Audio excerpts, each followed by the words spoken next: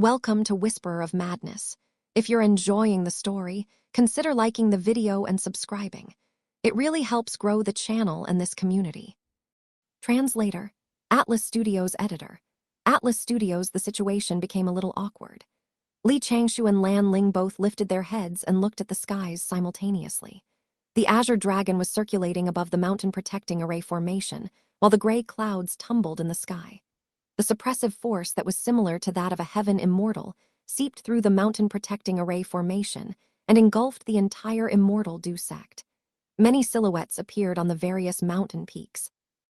They were members of the immortal dew sect, who were shocked by the violent tremors.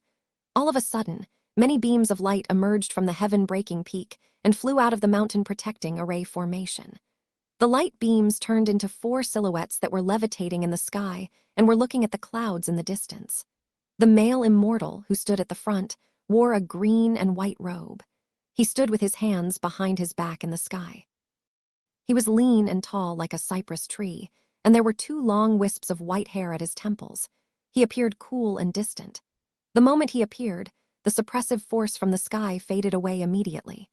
The azure dragon flew into the clouds instantly and did not dare to be near the mountain protecting array formation.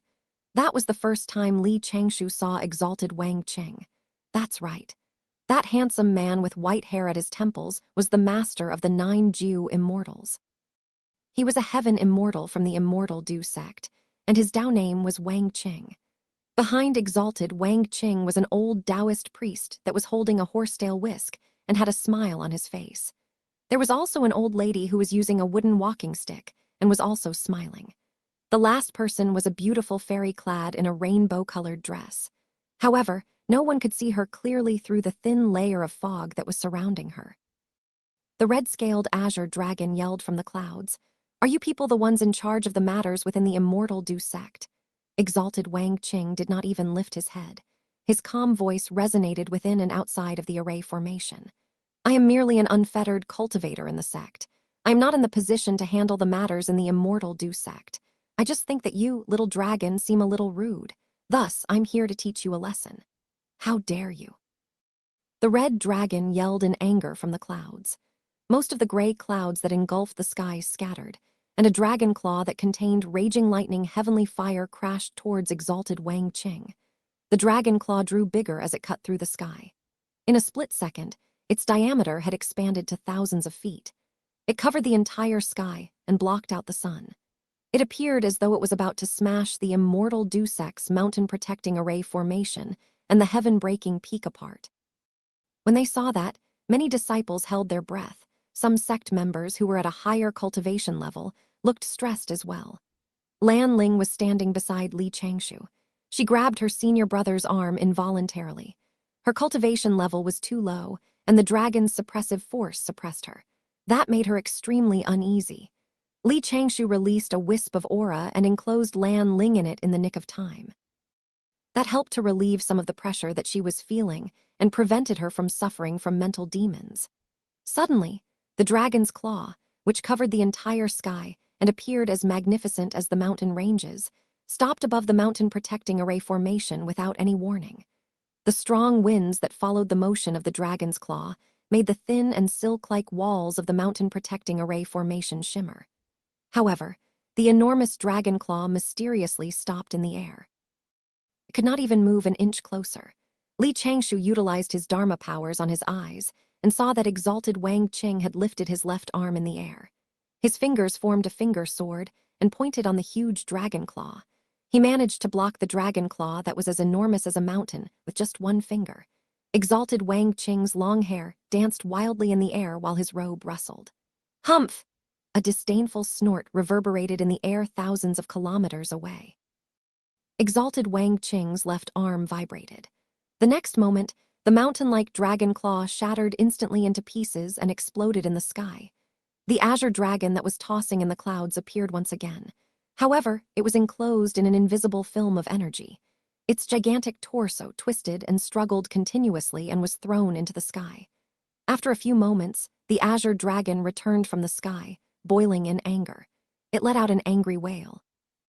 Exalted Wang Qing lifted his head slightly. There was killing intent in his eyes. the azure dragon stopped its wail. Strong red lights shone around its body, and it turned into a burly man who had a dragon's head and was clad in armor. The man appeared shocked and angry. Exalted Wang Qing said coldly, "How dare you cause trouble at the immortal Du sect when you have only just become a heaven immortal? Are you tired of staying alive?" The burly man with a dragon's head wailed in anger.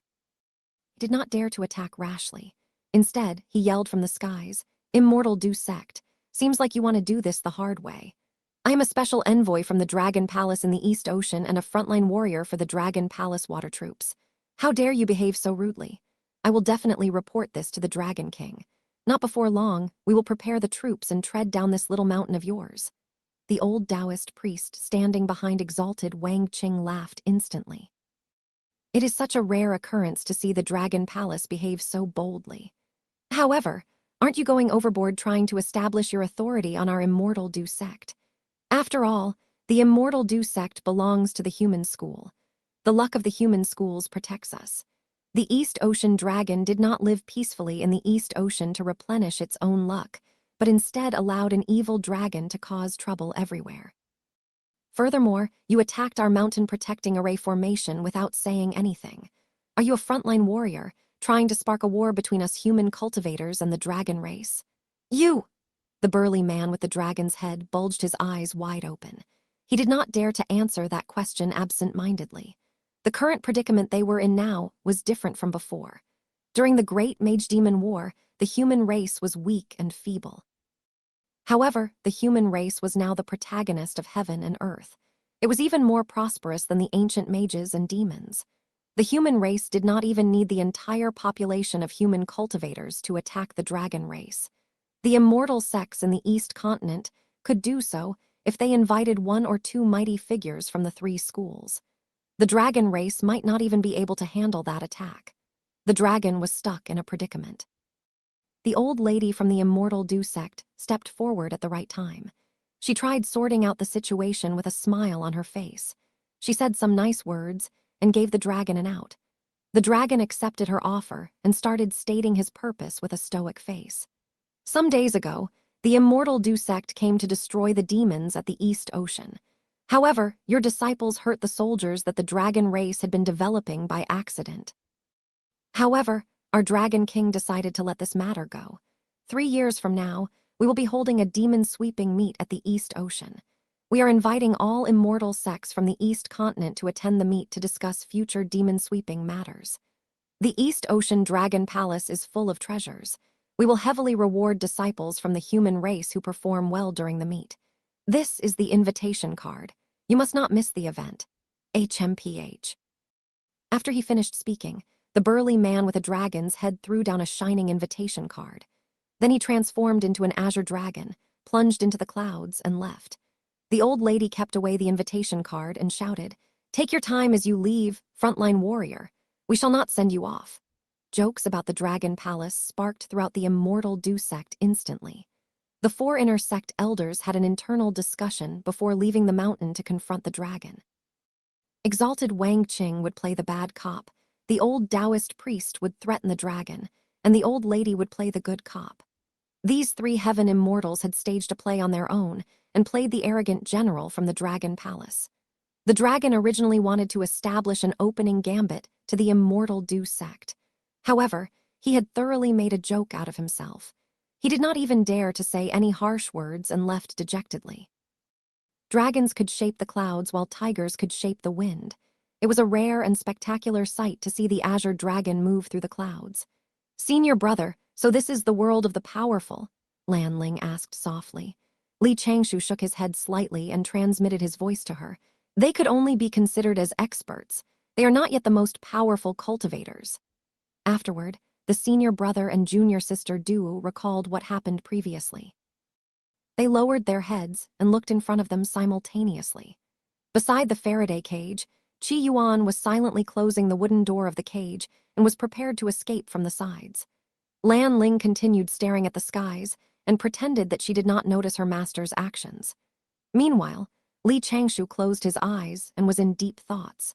He appeared as though he was amazed by the rare battle between the expert cultivators that he had just witnessed. Qi Yuan knew that his two disciples did so to protect his pride. A few black vertical lines appeared on his wrinkled forehead. His face fell and his lips twitched, but no words came out from his mouth.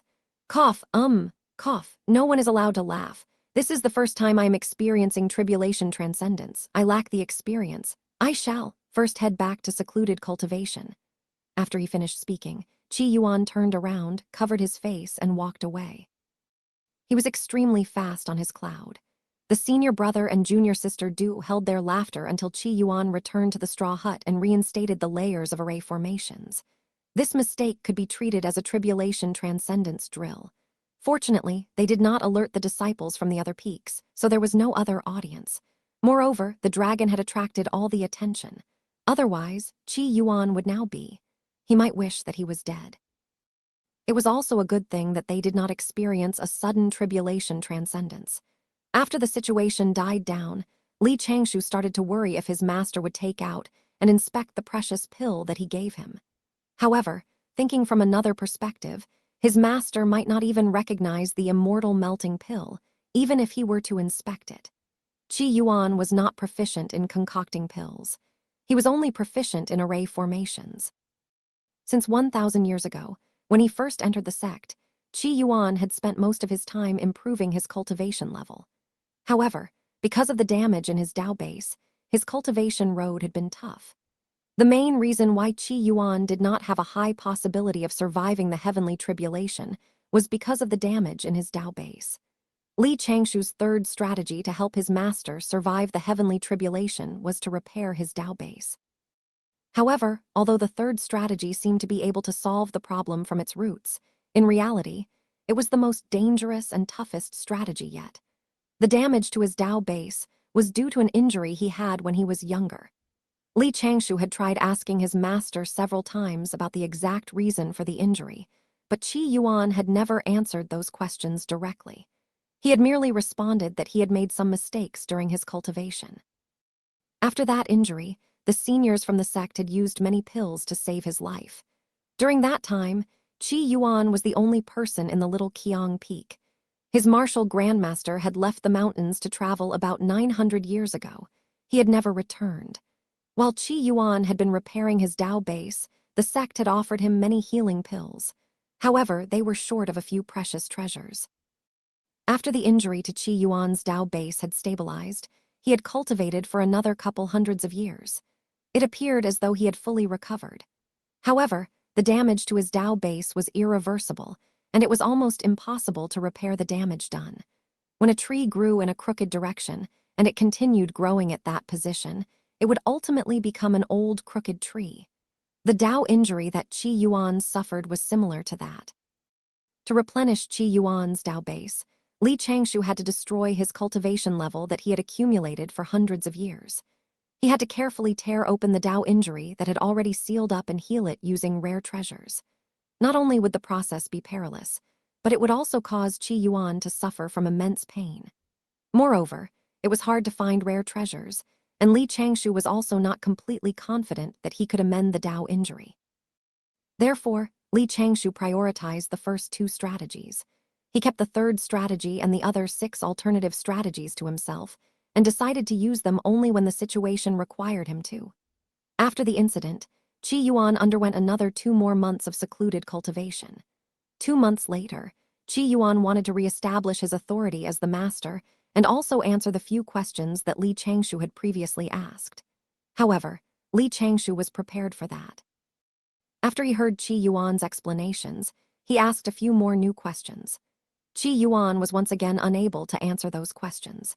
He headed back to the straw hut, started on his secluded cultivation again, and continued improving on his Dao. During that period, Li Changshou thought of a few more tools that could be used during tribulation transcendence. When his master came out from secluded cultivation, Li Changshou could sense wisps of aura changes that were surrounding him.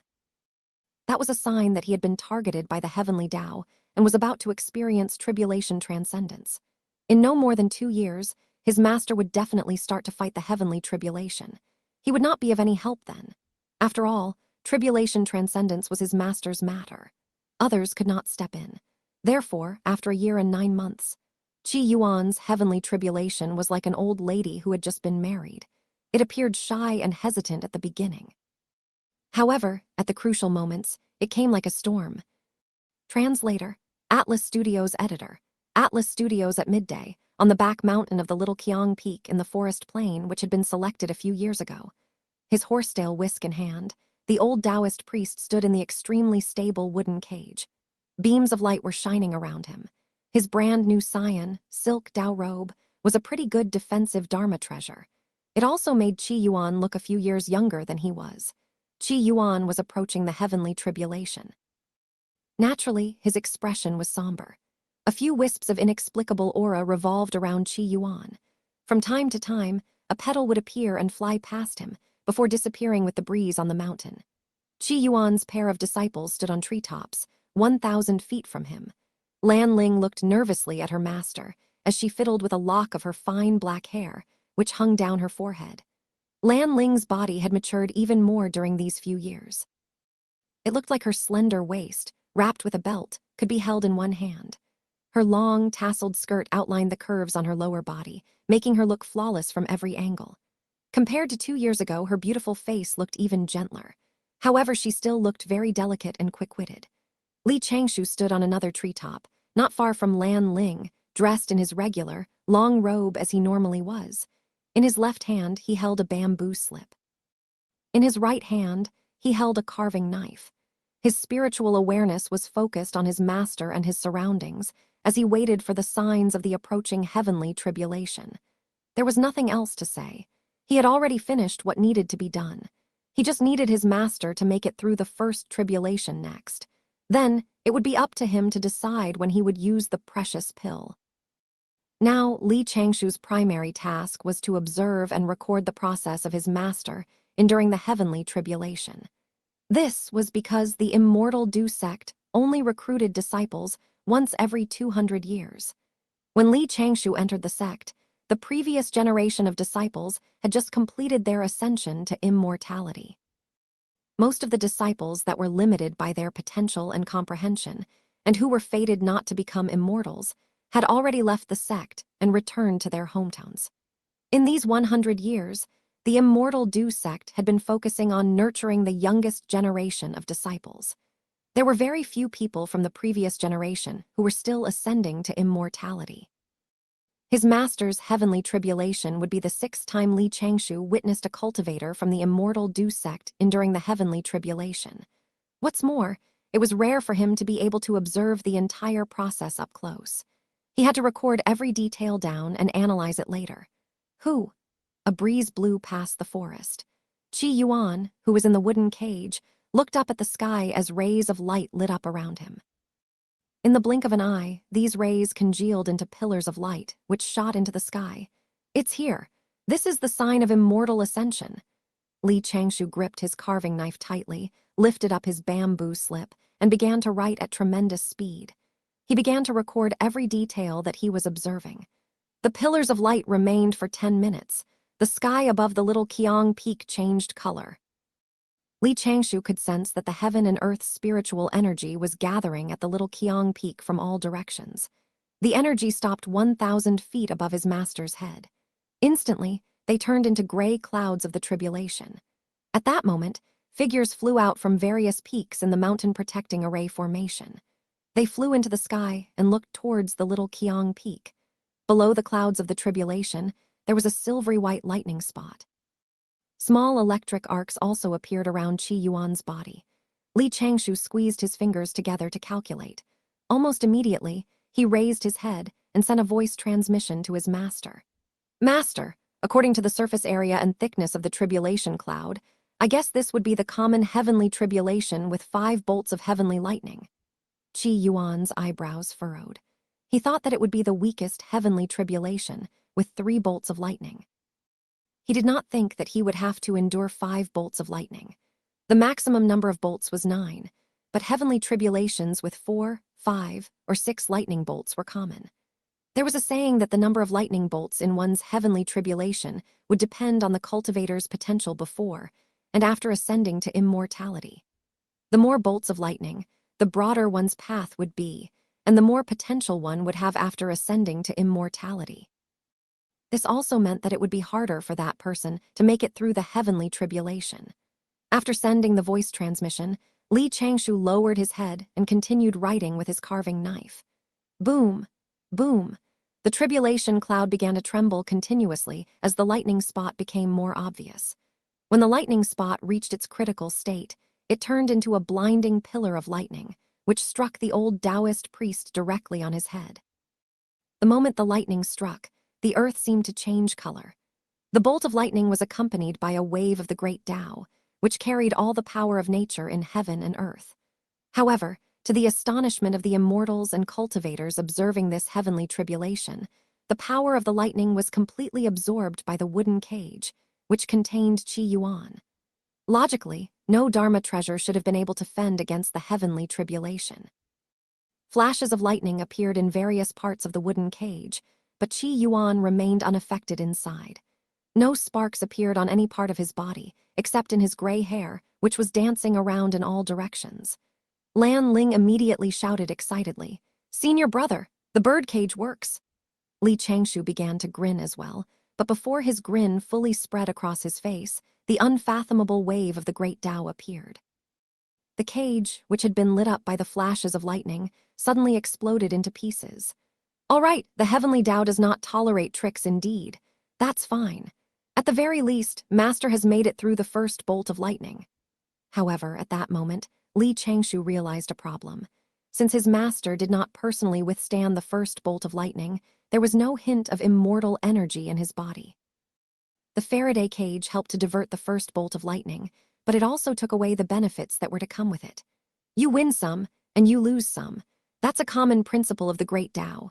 It's a good thing that Master did not swallow that immortal melting pill. Otherwise, I would have personally killed him. A bigger lightning spot appeared on top of the tribulation cloud. It contained even more power than the one before. Qi Yuan's expression darkened. He adjusted his dharmic powers in his body and slowly floated into the air. I have to endure the immortal ascension tribulation with brute force. Crack. The second bolt of lightning struck harshly. The lightning pillar, which was formed by the electric arcs, seemed to swallow Qi Yuan's body whole. Beads of sweat formed on Li Changshou and Lan Ling's foreheads. They watched as their master endured the force of the lightning pillar for a split second before collapsing onto the ground. Lan Ling immediately squeezed her eyes shut, not daring to watch any longer. It was only when the sound of thunder dissipated and her senior brother heaved a sigh of relief that Lan Ling finally opened her eyes. The old Taoist priest Qi Yuan looked battered and exhausted as he slowly sat up inside a shallow pit in the ground. He turned to the side and coughed out blood. Then, he ate several pills and sat upright once again. He still had plenty dharmic powers. A faint immortal glow circled around his body. Qi Yuan had made it through that second bolt of lightning. Li Changshou paused his writing and reached into his right sleeve with his left hand. He gripped onto a paper doll and a pill. From the way Master looks, he might be able to make it through the third bolt of lightning. However, he will surely not make it through the fourth. If Master is rendered paralyzed by the third bolt of lightning, I will have to force the immortal melting pill into his mouth. A bigger lightning spot appeared in the tribulation cloud.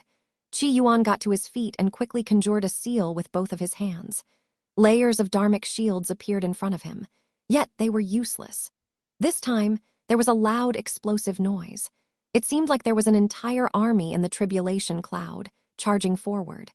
A pillar of lightning as thick as a millstone carried murderous aura as it struck downwards. In the blink of an eye, it knocked down all the shields that Qi Yuan had set up, pressed him into the shallow pit, and shot power out at an insane rate. Upon feeling the strong wind from the impact, Lan Ling could no longer hold in her panic. She screamed, "Master!" However, her screams were quickly swallowed by the raging wind. Qi Yuan barely made it through the third bolt of lightning. This was a helpless situation. The quantity and quality of the bolts of lightning had been set since Qi Yuan had begun his cultivation journey.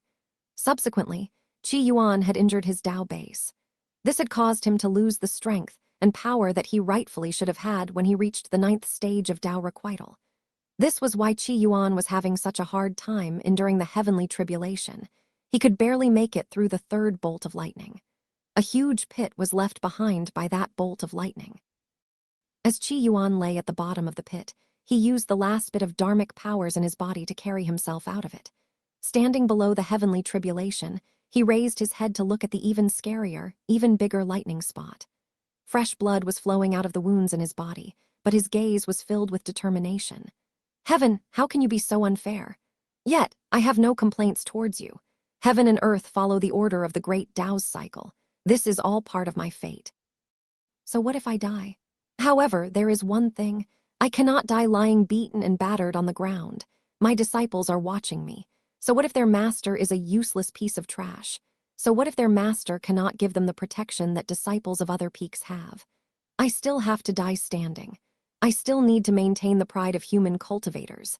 I still need to give Changshou and Ling something to boast about. I need them to know that their master has the perseverance that is needed of a Tao heart. What's more, I have the precious pill that my older disciple took great pains to make for me. I can use it to endure the last bolt of lightning. Qi Yuan took out the embroidered case and retrieved the pill. Without any hesitation, he swallowed it. Come, heavenly Tao, I know that I am merely struggling in vain in the face of death. Still, I have to take this gamble. I have to make it to the last bolt of lightning. If I die by that last bolt of lightning, it should not be too embarrassing. Inside the lightning spot, the power of heaven and earth congealed at a crazy rate. The fourth bolt of lightning was going to strike at any moment. Ah! Qi Yuan shouted furiously. His hair and beard stood on the ends, and his entire body twisted in pain. Cough! The old Taoist priest lowered his head and coughed, spitting out a mouthful of blood. Astonished, he looked at his own body and found that wisps of sanguine glow were appearing. What is happening? Why am I starting to break down? Grand Pure One above, what is happening? What did this wretched disciple feed? Me. The lightning spot, which had been growing insanely above his head moments ago, suddenly halted. The tribulation cloud stopped whirling as well. It was like this heavenly tribulation had great expectations of him and wanted to perform well for its lover. Upsilon at the last moment, it realized that he was no more than an exhausted, middle-aged mortal man. Suddenly, it decided to cut the performance. At once, Qi Yuan turned to look at his older disciple, who was grinning. The old Taoist priest's consciousness melted away. Like a snowman thrown into a furnace, he was reduced to liquid. His soul, body, and even his clothes turned into a puddle of blood water, which floated in the air. The tribulation cloud trembled and turned into pure spiritual energy. The energy dissipated and left behind a ray of sunlight, which illuminated the little Qiang peak. All the bystanders were confused. They observed the spot where Qi Yuan melted away and focused on the pool of blood water. All of a sudden, the ground emitted turbid energy. Three-colored immortal light shone from the clouds into the pool of blood water. From out of nowhere, they heard bamboo string instruments playing a beautiful melody. The pure yet turbid energy slowly gathered, forming a human outline out of the blood water. There was a series of explosions. Qi Yuan's figure appeared in the air once again, wearing the same clothes he was in before the heavenly tribulation began. The sanguine glow disappeared, and petals danced around the old Taoist priest's body. He stood on what looked like a muddy, magic cloud, as a faint lotus flower blossomed on top of his head before melting into his body. Qi Yuan opened his mouth and breathed out a breath of fresh air. The aura in his body began to flow once again. The phenomena accompanying this immortal ascension seemed quite pathetic. At that moment, Qi Yuan seemed to understand something. He turned to face Li Changshou, his eyes filled with helplessness, yet they welled up slightly. Our roles as master and disciple must be cast aside for now. Qi Yuan's expression was complicated as he gave Li Changshou a Dao salute. Li Changshou quickly kept his bamboo slip, carving knife, paper doll, and pill, and returned the salute. For a long time, he did not dare to stand up. The wind carried sounds of multiple discussions. Deliverance by execution. He used deliverance by execution to become a turbid immortal. It was an immortal melting pill. There are still people who know how to refine a pill like that. Junior brother actually chose this route. Not bad. At the very least, he survived. A turbid immortal. In fact, they are the same as most ordinary immortals. It's not easy to become a heaven immortal as well. Most of us will not be able to advance past the perfected immortal realm anyway. Translator, Atlas Studios editor. Atlas Studios shortly after the heavenly tribulation ended, Qi Yuan went through a long, complex journey in his heart. In the beginning, he thought, Heth, I was delivered by execution under the heavenly tribulation and became a turbid immortal. And this happened in front of everyone. I decisively ate an immortal pill that helped me employ deliverance by execution and used it to avoid the tribulation. Heh, from now on, I cannot raise my head outside the sect again. Soon after that, Qi Yuan recalled the scene when his own disciple knelt down in front of him and handed him this immortal pill. Forget it, Changshou had good intentions. As his master, I kept thinking about the ideals of dying in the heavenly tribulation. I neglected the efforts my own disciples went to make sure I survived. It must not have been easy for him to get this pill. Changshou had endured so much for this. He just broke through the void return realm in the North Continent. How can I waste his effort? So what if I'm a turbid immortal? The road ahead is not sealed. I'll be much stronger than if I were a ghost immortal or if my soul was destroyed. I will be able to protect my 2 disciples as well. That's enough. That was why Qi Yuan gave Li Changshou a Dao salute.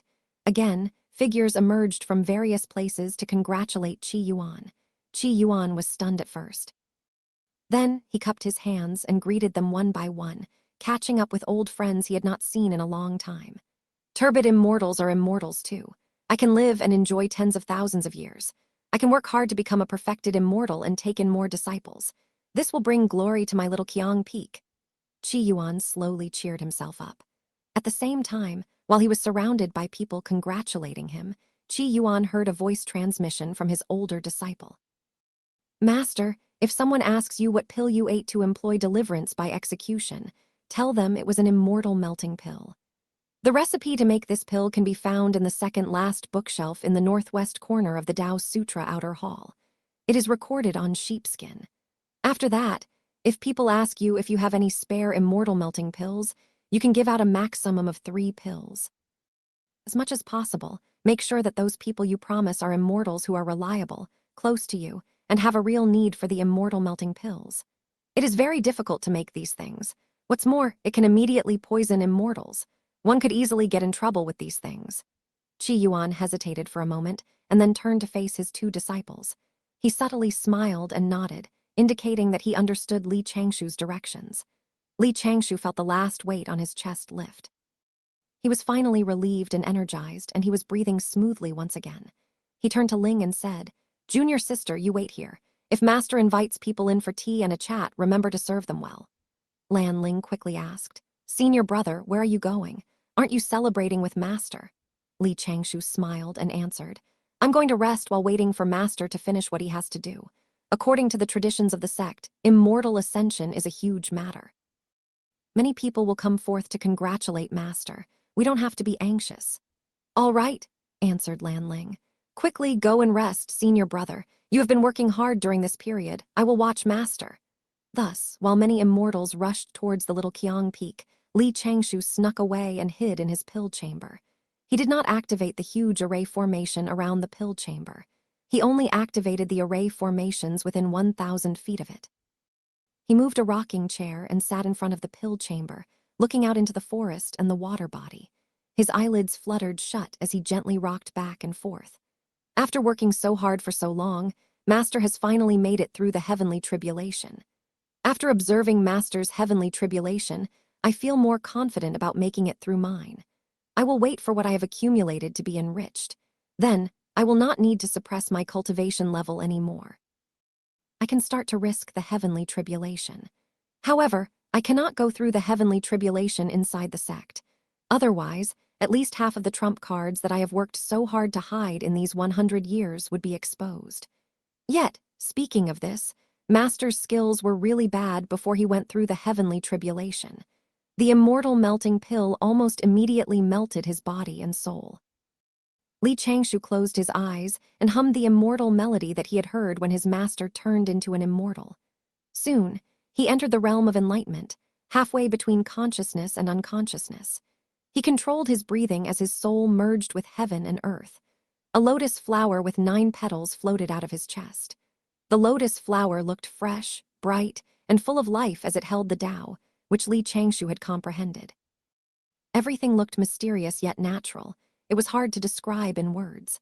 This lotus flower slowly faded away with the wind. However, like a magnet, it pulled many more lotus flowers out of various parts of Li Changshou's body. They revolved around him, as Li Changshu's narrowed eyes reflected a sense of peace. Very quickly, Li Changshu regained his composure. He batted the surrounding lotus flowers away and sealed his own aura, which he had almost revealed. The pilled chamber was not completely safe. If he wanted to cultivate, he had to go to the secret underground room. For all he knew, a heaven immortal as powerful and skilled as exalted Wang Qing might be sweeping his immortal senses past the little Qiang peak. He lay back down on the chair and rested for a bit. A white cloud suddenly floated over from the lake in front of the mountain. Li Changshu immediately opened his eyes to observe it. When he saw the short Taoist on the white cloud, he quickly deactivated the array formations around the pill chamber and stood up to welcome him. "Your disciple pays his greetings to Uncle Master Jiu." Jiu Wu smiled and chided. "Your master is hosting a banquet and attending to guests, yet you are hiding here and slacking away. Your junior sister's slender legs are going to break from all the running around. Your disciple does not like crowds." "I had no choice but to ask my skillful junior sister to work harder," replied Li Changshu, smiling. He waited for Jiu Wu to get closer to the pill chamber before he reactivated the tens of array formations around them.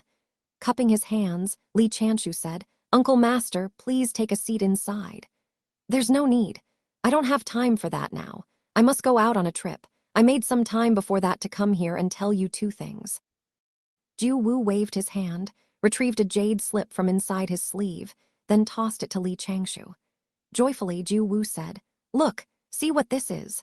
Don't say Uncle Master only drank your dry wine without giving this friend of wine and meat any benefits." Li Changshu was rendered speechless. "Friends of meat and wine?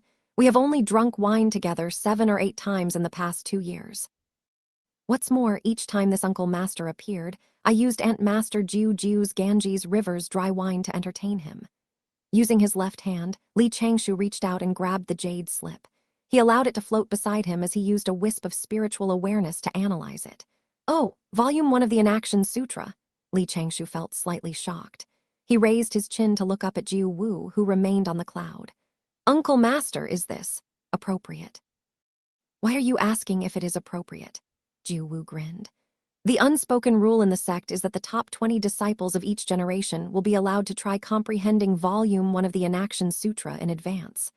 Ordinary disciples can only get a hold of this book after they ascend to immortality. You're probably in the 6th stage of void return now, aren't you? You're most definitely one of the top 10 disciples in the sect.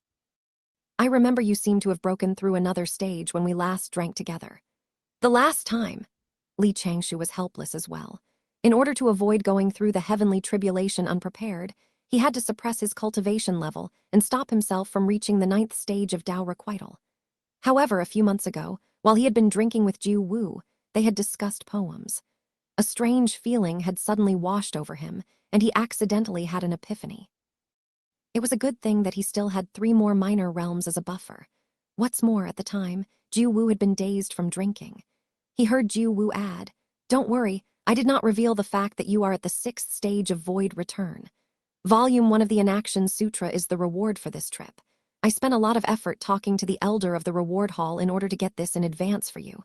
That's why I brought it over here early. What do you say? Do you want to learn it? This is the immortal Du Sect's main Tao heritage." "I do," replied Li Changshu, smiling as he nodded. Yet he handed the jade slip back to Jiu Wu. "However, I have never liked going out of the mountain. I'm afraid I will have to turn down Uncle Master's good intentions." Jiu Wu frowned and narrowed his eyes. "I didn't say anything. How did you know you would have to go out?" "The East Ocean's Dragon Palace invited us to the demon sweeping meet," answered Li Changshu, his expression serious. "News has been spreading within the sect. It would be difficult for me to remain in the dark. Many fellow outstanding disciples are fighting for opportunities to go to the demon sweeping meet and make a name for themselves. Uncle Master, why do you want a lazy person like me to add to the numbers?" Confused, Jiu Wu asked.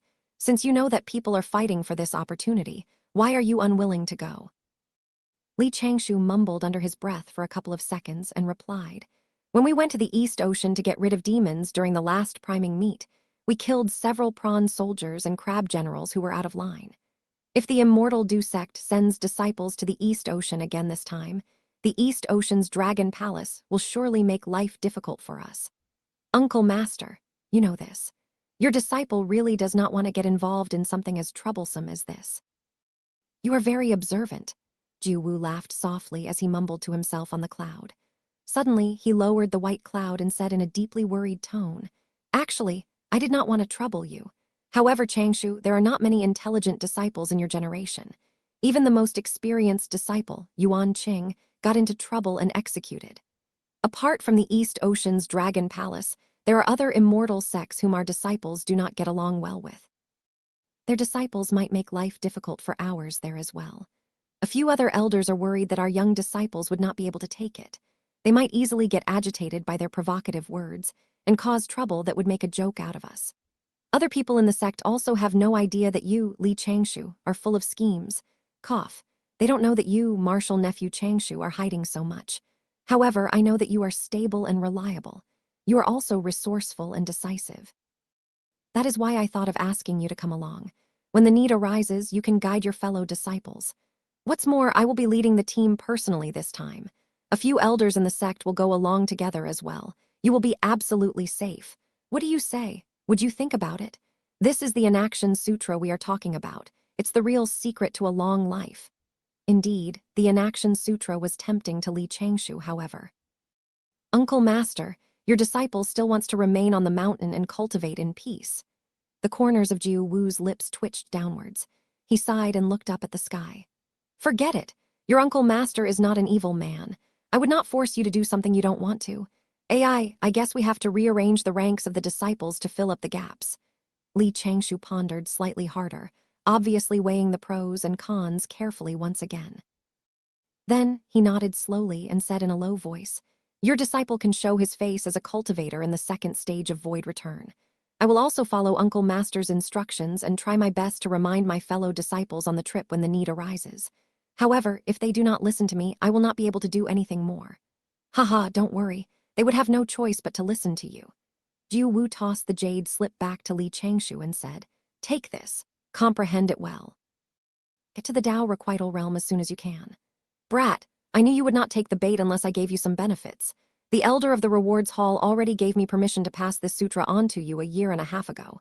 It's a good thing that I held back and used it at the right time." Once he finished speaking, Jiu Wu steered his cloud upwards, a hint of a smile tugging at his lips. Then he disappeared on his way. Li Changshou studied the jade slip in his hand and fell into deep thought. It was becoming more difficult to suppress his cultivation level in these 2 years. Once he reached the 9th stage of Tao Requital, he would not be able to control his advancement. He now had the Inaction Sutra, and he could look for a secluded place at the vast East Ocean. What's more, Volume 1 of the Inaction Sutra would be easy to get a hold of. It was not a deceptive half-book like the 9 Palms to Defeat Dragons. As long as he did not incur a loss this time, he would take it as a win. It was daybreak on the day after Qi Yuan ascended to immortality. Lan Ling massaged her shoulders in exhaustion as she sat in front of the now empty straw hut. The night before, her master had gone to attend a banquet at another peak with a bunch of uncle and aunt masters she had never seen before. She had spent 4 hours after that cleaning the interior and exterior of her master's hut. "Annoying senior brother, you should have come to help." Immediately after she muttered this complaint, Lan Ling saw a huge wine gourd in the sky in her peripheral vision. At once, she pouted. "Aunt Master Jiu is here to look for senior brother again. There must be something wrong with them. The longest interval between Aunt Master's visits in these few years was merely 20 days. HMPH, we're both female cultivators, so what if you're a perfected immortal? That's not right. For a perfected immortal to mature to this extent is quite ridiculous." Lan Ling immediately wept and sobbed in her heart. "Senior brother must excuse me." A greeting suddenly sounded behind Lan Ling. She subconsciously jumped, gripping a silver spike with her hand as her skirt fluttered in the wind. At once, she turned to face the source of the voice. Then, Lan Ling hesitated. The person speaking was dressed in an ice blue, one-shouldered dress. There was a broad-bladed sword in its sheath on her back. Her long hair was tied up in a simple ponytail and flowing in the wind.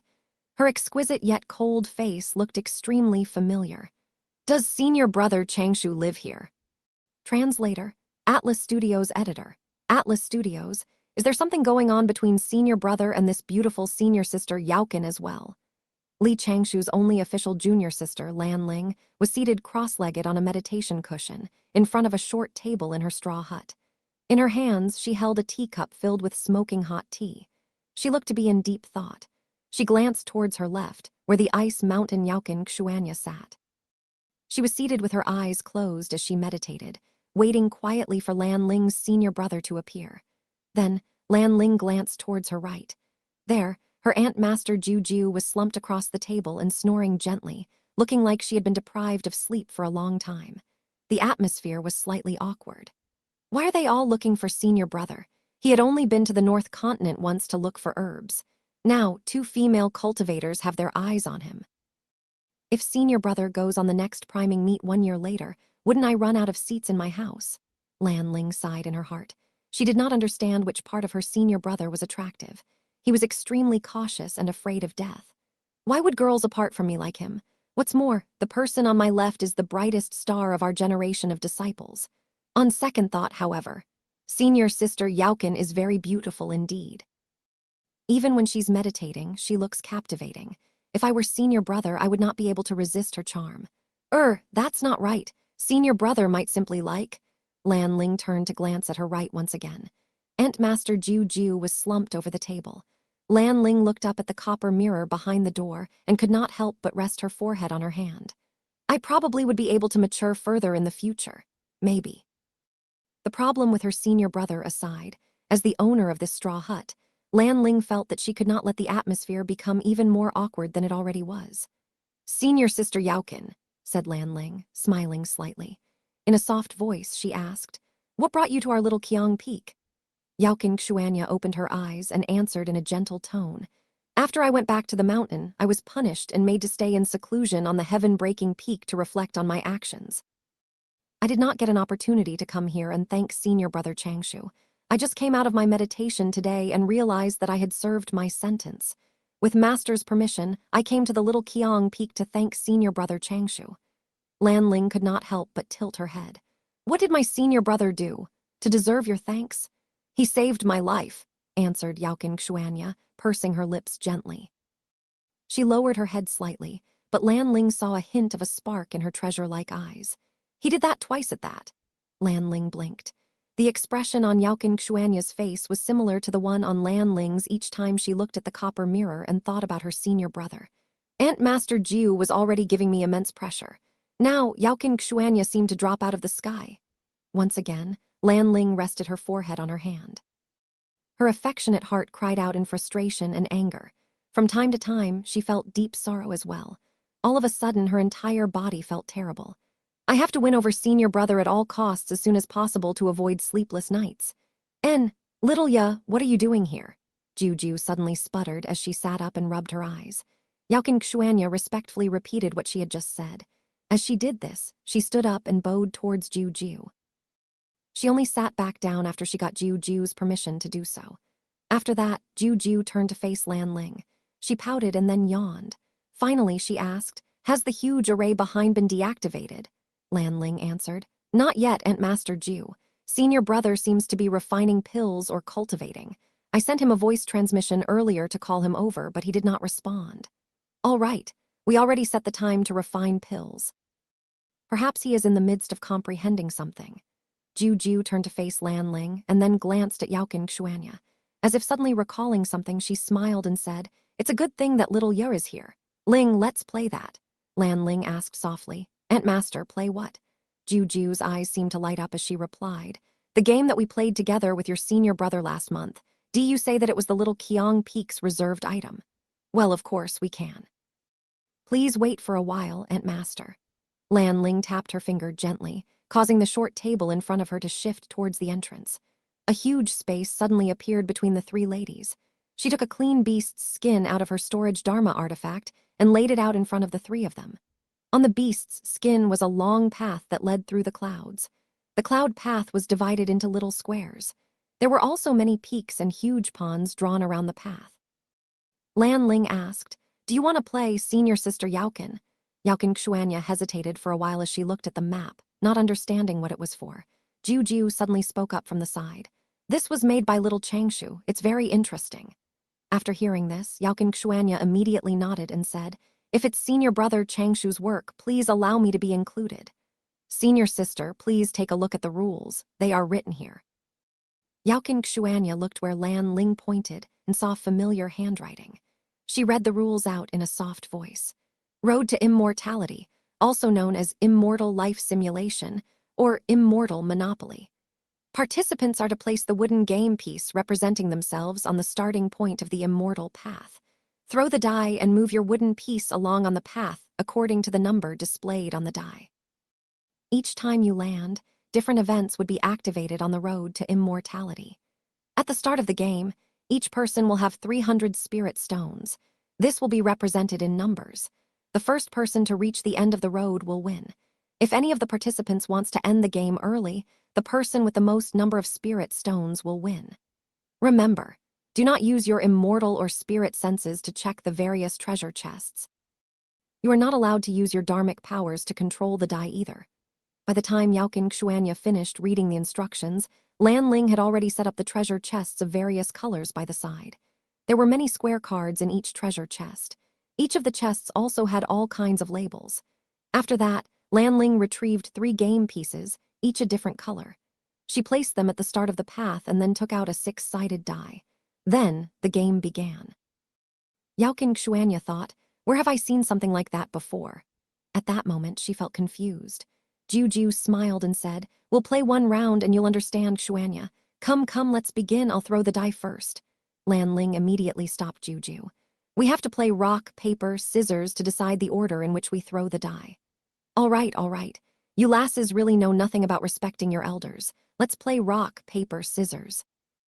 Xianxia looked at the bouncing Ant Master Juju, and then at the serious-looking Lan Ling, who had just lectured her Ant Master. She felt uncomfortable, but she went along with rock, paper, scissors anyway to decide who was going to throw the die first. She won. Xianxia had her turn first. She threw the die and got a 5. Then, she held her wooden game piece and advanced 5 steps on the path in the clouds before looking at the words underneath her game piece. "You performed exceedingly well when cleaning up the sect's stairs. The elders of the sect rewarded you with 20 spirit stones. Senior sister, you can write +20 behind your current number of spirit stones." "Oh, all right," replied Xianxia as she followed Lan Ling's instructions. She was beginning to understand the rules of the game. Juju picked up the die and blew into her palm before throwing it carefully. When she saw the number 3 on the die, she immediately grinned. Then Juju moved her wooden piece forward 3 steps, landing on top of a square with a purple pentagram on it. "Quickly, pass me the purple treasure chest. I'll pick a card. Lan Ling handed the purple treasure chest over as Juju reached in and groped about. Soon, she pulled out a wooden card. Good stuff. Ling, it's your turn. Throw the die. Give your Ant Master a huge golden pill." Xianxia observed the wooden card closely and saw the words "Me Too" written on the front. There were 2 lines of words on the back. Once all the players in this round get their turn, the person with this card can choose to duplicate any of the benefits that they obtained in this round. "It's my turn, hee. Lan Ling threw the die and got a 2. It was an empty square. She got nothing. Juju cast her a contemptuous look and then held out the wooden card to Xianxia, shouting, "Me too." "What is this? It's rare to get a card like that, yet I only got 20 spirit stones from it." Even Xianxia could not help but laugh softly. Very naturally, she picked up the die and threw it. This time, she triggered a random event. From the blue treasure chest, she pulled out a bamboo card. "Found a good partner. You found a Tao companion who would spend the rest of your life with you. You held a wedding banquet. Other players give you 100 spirit stones each as a gift." Juju and Lan Ling whined at once. Xianxia gently exclaimed, "Can I look at the rest of the cards? Senior brother Changshou is indeed mysterious and creative." Although they were bursting with excitement, Juju and Lan Ling had no choice but to pause the game. They poured out the bamboo, wooden, copper, and jade cards from their respective boxes so that Xianxia could take a look. There were 12 cards for each material, targeting skills, random positive events, random negative events, and treasures, respectively. "What does this look like?" "I'm too distressed. You've met with many difficulties on your cultivation journey. You are overcome with sorrow that you had to go through so much to get to this cultivation level. In order to comfort you, the other players each give you 50 spirit stones." Epiphany. Move one step forward. Distracted. You were distracted by poems and songs and ended up shouting and dancing for too long. This delayed your cultivation journey. You lose the next 2 turns. Huge cheat card. You activate the huge cheat technique and successfully cheat one target of your choice. You get either 200 spirit stones or any treasure of your choice from this person. Wait. Did senior brother Changshou make all of these? Asked Xianxia, shocked. 2 ladies beside her could only nod in affirmation. Stop looking, Xioya, let's continue. Yes, Aunt Master, your disciple has gone overboard. This thing is extremely interesting. Pewee, look at me, haha, I get to pick another card. Appear, me too. Aunt Master Jew, you cannot cheat. I won't. Do I need to cheat when playing with the both of you? Slowly, the straw hut was filled with laughter and jokes. The awkward atmosphere that was present before soon disappeared. It was evening time. Li Changshou had just advanced another small step in his cultivation journey after having read Volume 1 of the Inaction Sutra. Slowly, he walked out of the forest. He had been in the secret room the entire time, but now he had his own aura solidified. Nobody would be able to see his true cultivation level. From afar, he could hear laughter coming from the straw huts. He expanded his spiritual awareness and discovered Xianxia. Toxic! Why is she here? After some thought, Li Changshou quietly walked back into the pill chamber. The gentle breeze carried in the joyous laughter. He heard Jiu's loud and carefree laugh. Ha ha ha, me too, your Aunt Master is going to be rich. Xianxia's laugh was more restrained, but she whined uncharacteristically. I'm really unlucky. Your disciple got distracted again. Lan Ling, who was emerging victorious in this round, smiled brightly as she said to the other 2 ladies, I'm too distressed. It's time to collect spirit stones. Li Changshou could not help but laugh softly. He activated the array formations on the outside and thought about having to set out towards the East Ocean in a few days. I'll go and check my storage Dharma artifacts again. With Aunt Master Jiu's help these few years, I've managed to produce several poisonous pills that can kill even perfected immortals. I will deal with these pills later on and turn them into poisonous powder or fluid. They will be more convenient in battle. Although I will not need to use them this time, it never hurts to be more prepared.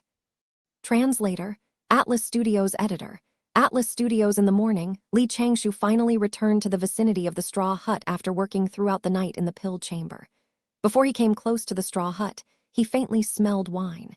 He expanded his spiritual awareness to look into his junior sister's room, and then could not help but smack his forehead. I should make a detour. The scene in the straw house was not bad. Various cards from the Immortal Life simulation were scattered across the ground, along with the poker cards, which Li Changshou had made for his junior sister several years ago. These cards were quite extravagant. Li Changshou had used the special paper, which had been used to create his paper dolls. This paper came from the sap of a precious tree, and the manufacturing process was extremely complicated. It was obvious that these people had been playing all night. At last, they had been knocked unconscious by the wine that Jiu had produced. Li Changshou's spiritual awareness detected a huge sword on the ground, along with a long skirt, a blouse, and several shoes and socks. Jiu and Lan Ling both lay on the mattress, snoring. Jiu was hugging Lan Ling's thigh while the latter was hugging Jiu's jade-like arm. Xianxia was lying down quite elegantly in the corner of the mattress. However, in her hand, she held someone's pink undergarment. I cannot look. Li Changshou activated the array formation next to the straw hut and then turned around and walked towards the willow beside the lake. He retrieved 2 incomplete paper dolls and used his dharmic powers to work on them. Man-forming paper cutouts was considered an advanced mystical ability. It was recorded in the Tao Sect's 36 Ways of the Big Dipper. It was only by chance that Li Changshou had managed to learn this mystical ability. 50 years had passed since he had learned this ability, and he had only achieved initial success. After Li Changshou became an immortal, the man-forming paper cutouts would become truly powerful. The paper dolls he created would contain a bit of his essence soul, and he would truly be able to move out of his own body for a limited amount of time. Man-forming paper cutouts was also one of the mystical abilities of his main cultivation.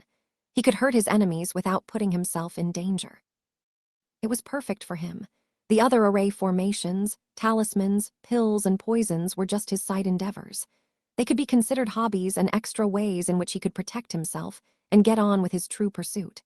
Half a day later, Li Changshou kept his 2 new paper dolls.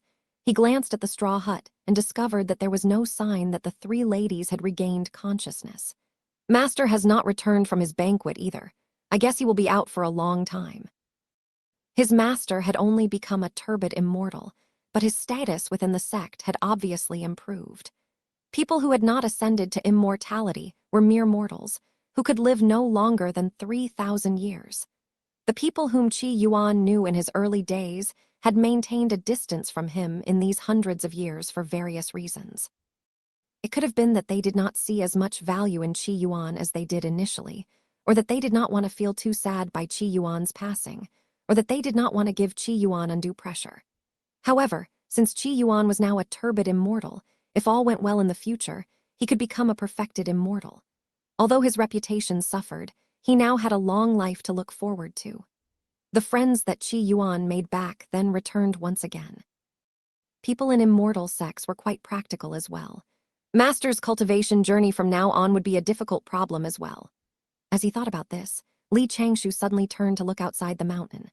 Whoosh! There was the sound of something cutting through the sky.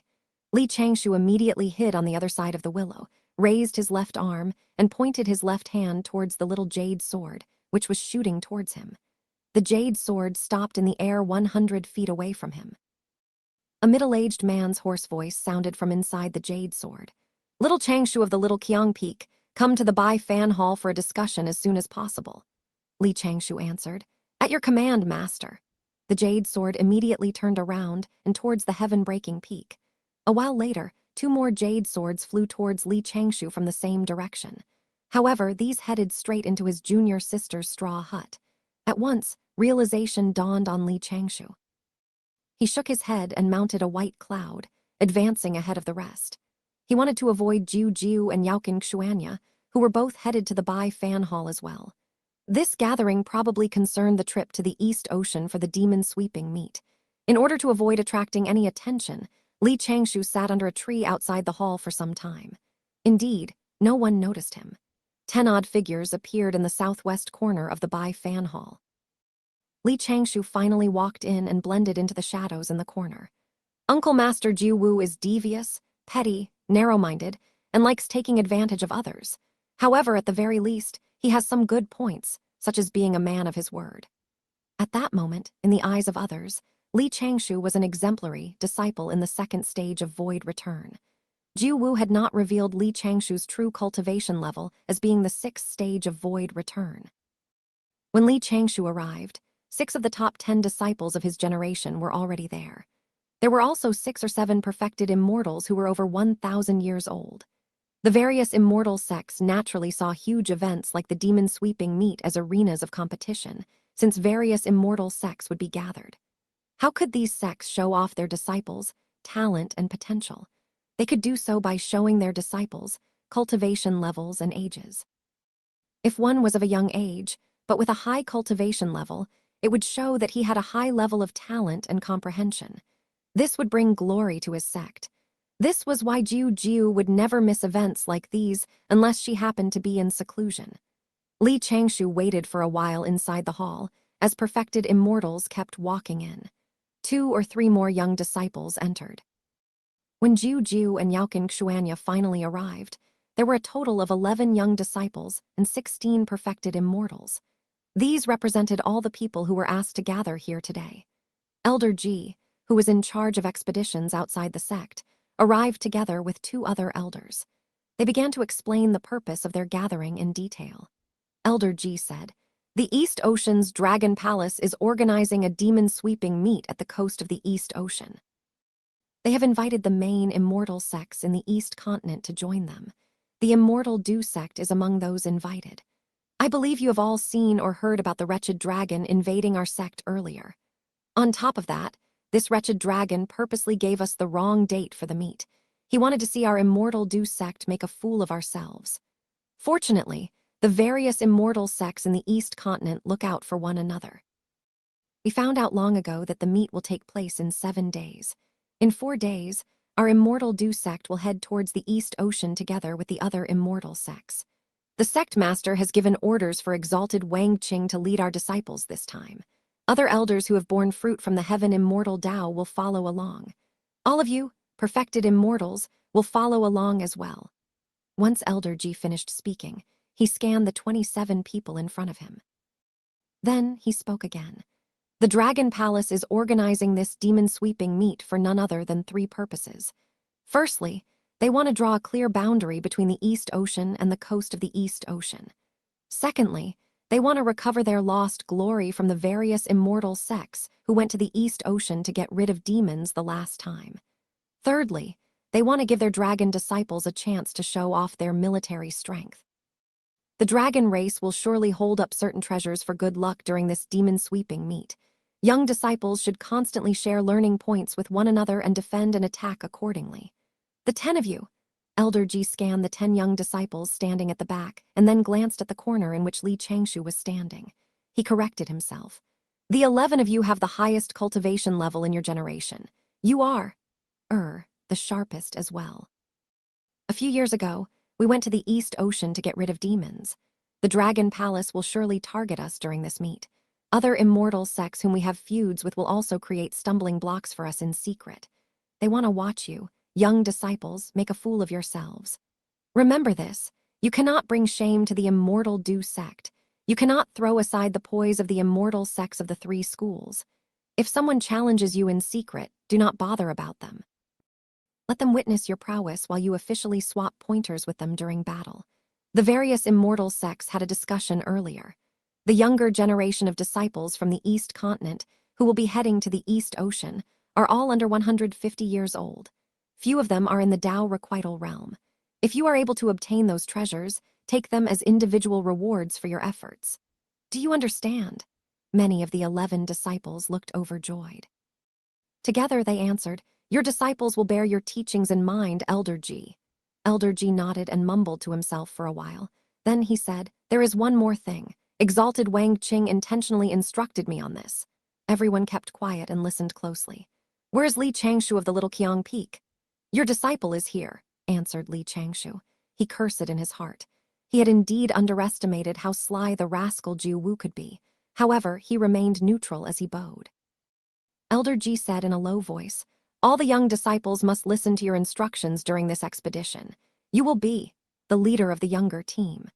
At that moment, not only did the 10 other disciples look confused, but the 16 perfected immortals also turned around to size up Changshou.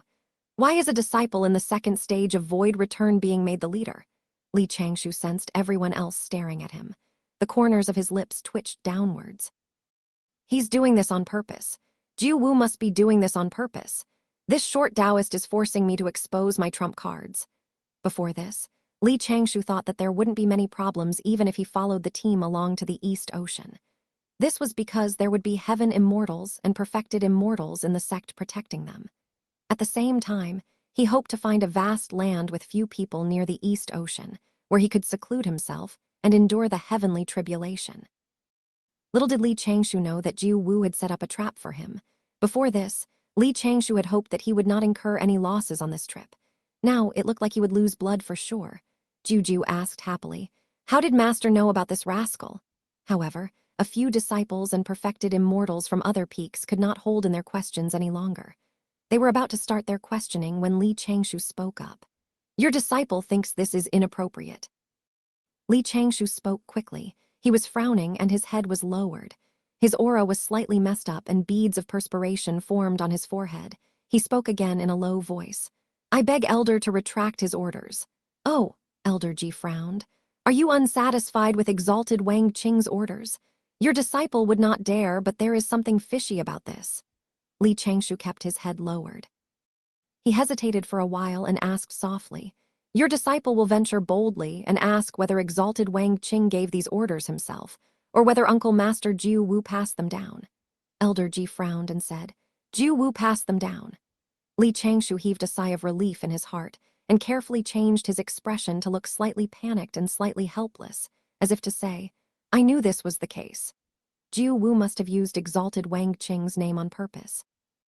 He had probably not informed exalted Wang Qing about something as small as that, which only concerned the younger disciples. Creating a fake story like that would mean nothing to Jiu Wu. Not only would exalted Wang Qing not pursue the matter, but he might even lie on behalf of his beloved disciple if need be.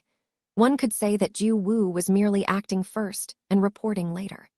However, this left a big enough gap for Li Changshou to work with. Li Changshou immediately decided on his counterattack. "Uncle Master, since you tried to set me up, don't blame me for returning the favor." Leading the younger team would be akin to becoming the shepherd of the younger generation.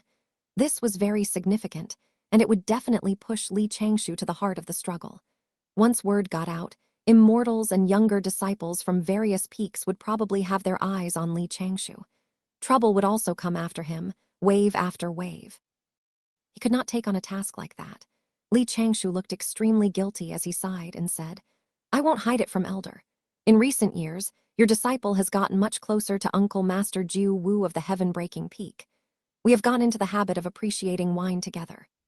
Before this, while Uncle Master Jiu Wu and I were drinking wine together, he joked drunkenly that he could make even an unknown and mediocre disciple like me become exalted by the other disciples in the sect. I did not think that Uncle Master Jiu Wu would take his own words so seriously. I guess to protect his own pride, he made such an arrangement. I am now extremely terrified." Elder Ji frowned deeply, but a look of realization illuminated the other disciples' faces. So that was what happened. At once, the stares lost their enmity. Most people were surprised that a sect attendant like Jiu Wu would use his power in such an unrestrained manner.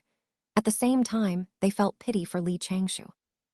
Jiu could not help but mumble, "Why is fifth senior brother so childish? Seriously." Jiu Wu, who was standing thousands of kilometers away, could not help but sneeze continuously while he flew. In the Bai Fan Hall, Li Changshou sighed again and said, "Your disciple does not dare to put Elder in a spot. I also do not dare to blame Uncle Master Jiu Wu for his good intentions. However, your disciple cannot take on such a responsibility. Elder, would you please appoint another disciple with outstanding skills and character to lead the team?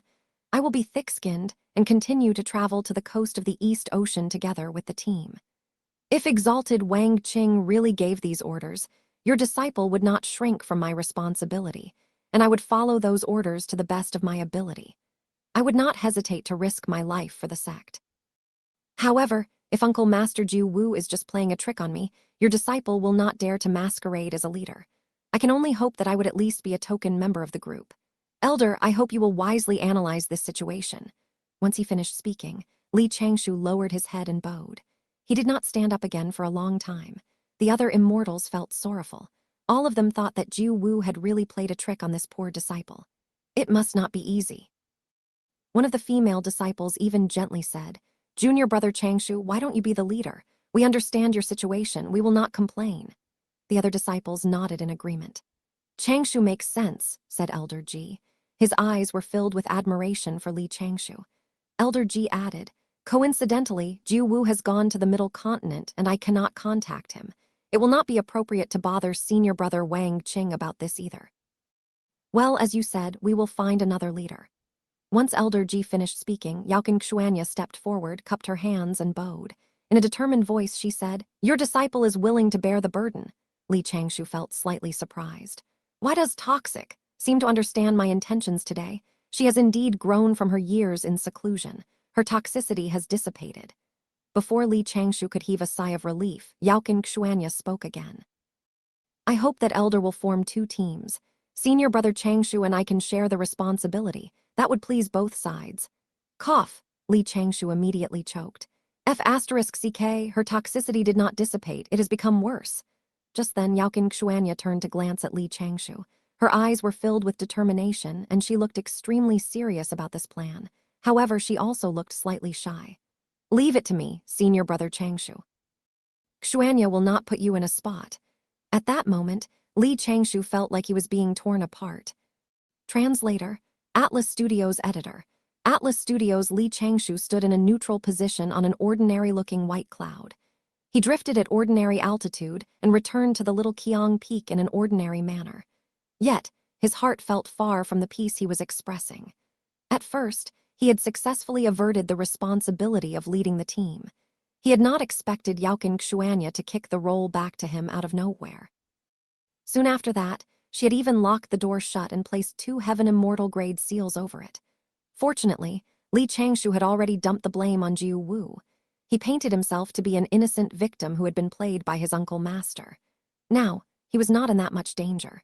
As for ruining Jiu Wu's reputation, he could not be blamed. Jiu Wu had set up the trap first. Li Changshou had only accidentally kicked the short Taoist's head when he was trying to climb out of the pit. In any case, nobody would stand up and fight against one of the 9 Jiu immortals. One could say that the matter had come to a close. Li Changshou pondered deeply in his heart why Jiu Wu would do something like that. Perhaps the short Taoist found it fun. Jiu Wu had tried to encourage Li Changshou to make a name for himself while they had been drinking together the past few times. Jiu Wu had said that this would give him important opportunities to be nurtured. Li Changshou could also feel that this uncle master had a strange sense of responsibility towards him. For some reason, he wanted to make Li Changshou expose the fact that he was in the 6th stage of void return by leading the team this time. From there, he hoped the sect would pay more attention to Li Changshou and do more to nurture this outstanding disciple into an immortal seedling. Yet, to do it this way is meaningless.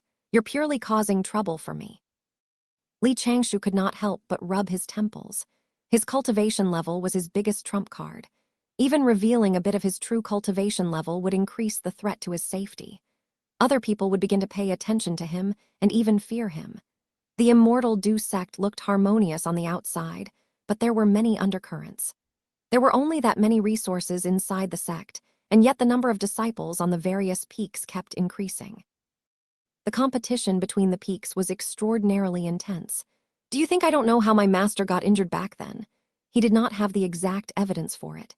However, after theorizing and verifying, he concluded that someone in the sect had set up his master.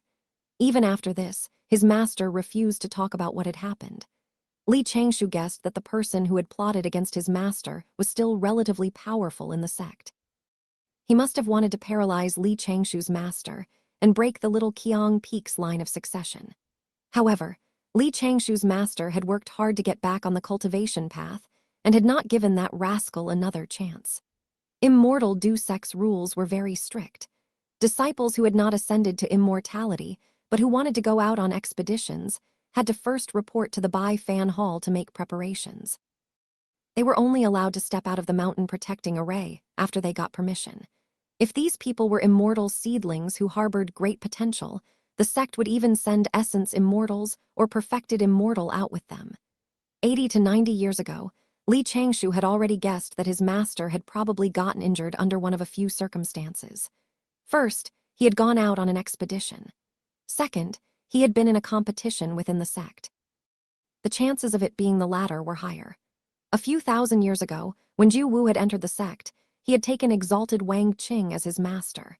He had started in a better position than most and advanced extremely quickly. He was from the strongest line of succession in the heaven-breaking peak. He had been so sheltered that he could not see dogs, who would do anything for personal gain, in the sect.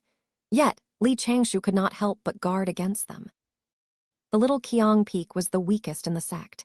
This made it necessary for Li Changshou to see through the peaceful environment and hold back 1, cough 2, 3, or even 10 moves. Forget it! What has happened. There's no suitable way to turn down this role. If he pleaded illness or said that he was showing signs of qi deviation, there was an 80% chance that the experts in the sect would step in and investigate his claims. If he acted like he was having an epiphany at such a critical juncture and insisted that he needed to go into seclusion to cultivate, there was a 90% chance that someone would inspect his body as well. What if I beat Ling until she is half dead and then say that I have to remain behind to take care of her? I'm just joking. I couldn't bear to hurt her. After all, she is the adorable junior sister whom I watched grow up. All right, I have a backup plan. In 4 days, he would depart for the East Ocean. As long as he did not speak unnecessarily and allowed Xianxia to become the true and indisputable leader of the younger team, Li Changshou would be able to remain inconspicuous. For this, he decided to adopt a certain persona. He would act elegantly, maintain a mild temperament, and dress plainly. Speaking of which, when Xianxia went to the North Continent the last time, she probably suffered some kind of trauma. She went into seclusion for several years once she returned to the heaven-breaking peak and kept achieving breakthroughs in her cultivation level. She is now already in the 8th stage of void return. She has far surpassed her senior brother from the heaven-breaking peak, who had been at the top in terms of cultivation. That's probably why Xianxia dared to step up today and take over the role by force. Achieving continuous breakthroughs was something that one could chance upon but not seek. It was not necessarily a good thing either. For all Li Changshou knew, this was a foreshadow of the heavenly tribulation that Xianxia would have to endure in the future. The principle of more haste, less speed applied to cultivation as well. The realm that Li Changshou was in was the same. He had to advance slowly and steadily, step by step, one breakthrough at a time. About 60 years ago, when he had broken through the void return realm in secret, Li Changshou had witnessed how the heavenly tribulation had disintegrated someone from his sect. After that, he had begun to suppress his own cultivation level. He focused on comprehending the details at each realm, constantly revising what he already knew in order to learn more. He made sure that he had a complete and solid grasp of every bit of progress. Only then would he take the next step. Also, he would do so cautiously so that he could increase the chances of survival through the heavenly tribulation. At that time, Li Changshou had already made up his mind. Even if it took him 200 years to set a firm foundation, he would do whatever was necessary to prepare for the heavenly tribulation. Yet, for some reason, his cultivation progress did not slow down because of this decision. Instead, it became increasingly hard for him to suppress his cultivation. This was probably the unique trial that the great Tao wanted to put him through. When he returned to the little Qiang Peak, Li Changshou saw his junior sister cultivating. Li Changshou remained silent under a tree and then shook his head and blessed Ju Wu. He hoped the latter would have children soon, and that whether they turned out to be male or female, they would be 8 feet tall. Then, Li Changshou turned around and went back to business. He began to create a folding Faraday cage. His master's heavenly tribulation had already proved that the Faraday cage could fend off and weaken the lightning's power. The Faraday cage Li Changshou had made for his master had been blasted apart after channeling the first bolt of lightning away. However, he knew that the heavenly Tao definitely permitted this thing. One Faraday cage could fend off 1 bolt of lightning. That meant he had to prepare 9 in order to make it through the heavenly tribulation without getting injured. At that, Li Changshou could only shake his head and smile. To his master, enduring the heavenly tribulation meant facing death. Yet, to Li Changshou, as long as he could be 90% sure that he would not die, it would be the greatest benefit he ever gained in his cultivation journey. First, the heavenly tribulation was the critical step for cultivators to turn from caterpillars to butterflies. Once the thunder tribulation descended, one would sublime. The mortal body would be transformed into an immortal one, and the soul would form an immortal nascent. The one enduring the heavenly tribulation would be transported to a whole new world. At that moment, he would become a stronger ant in the primordial world. Apart from that, the heavenly tribulation was a chance to meet the great Tao face to face. If a cultivator could gain insight while enduring the tribulation, there was a chance that, at that moment, between life and death, they could see the difficulties of their cultivation journey ahead. Then, they might be able to ascend. Immortal Du Sec's records showed that exalted Wang Qing had broken through the perfected immortal realm an hour after enduring the heavenly tribulation. He had skipped the essence immortal realm, but it had not resulted in an unstable foundation. Instead, he continued to progress in his cultivation journey with irresistible force. The ancient texts also described cultivators ascending after enduring the heavenly tribulation in ancient times. Some of them had even managed to break through the heaven immortal realm. Of course, Li Changshou did not harbor such high hopes. He was aiming for much less. He wanted to make it through the heavenly tribulation safely and make sure that his Tao base was complete and flawless. In order to scale this high mountain of longevity, he had to have a firm foundation. Li Changshou was creating this Faraday cage to help him endure the final second-last bolt of lightning. He was certain that he had to endure the first few bolts because he wanted to reap the greatest benefits. Also, he was 100% confident that he could make it through them. To ensure he was prepared for a breakdown of apparatus, this foldable Faraday cage was the 6th one he was making in those 2 days. With this powerful piece of equipment, he could be more assured of survival.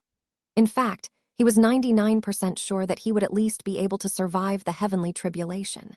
In addition, he could make time to study the Inaction Sutra. Once he broke through the 9th stage of Tao requital with that strong foundation, he could be 95% sure that he would smoothly endure the heavenly tribulation.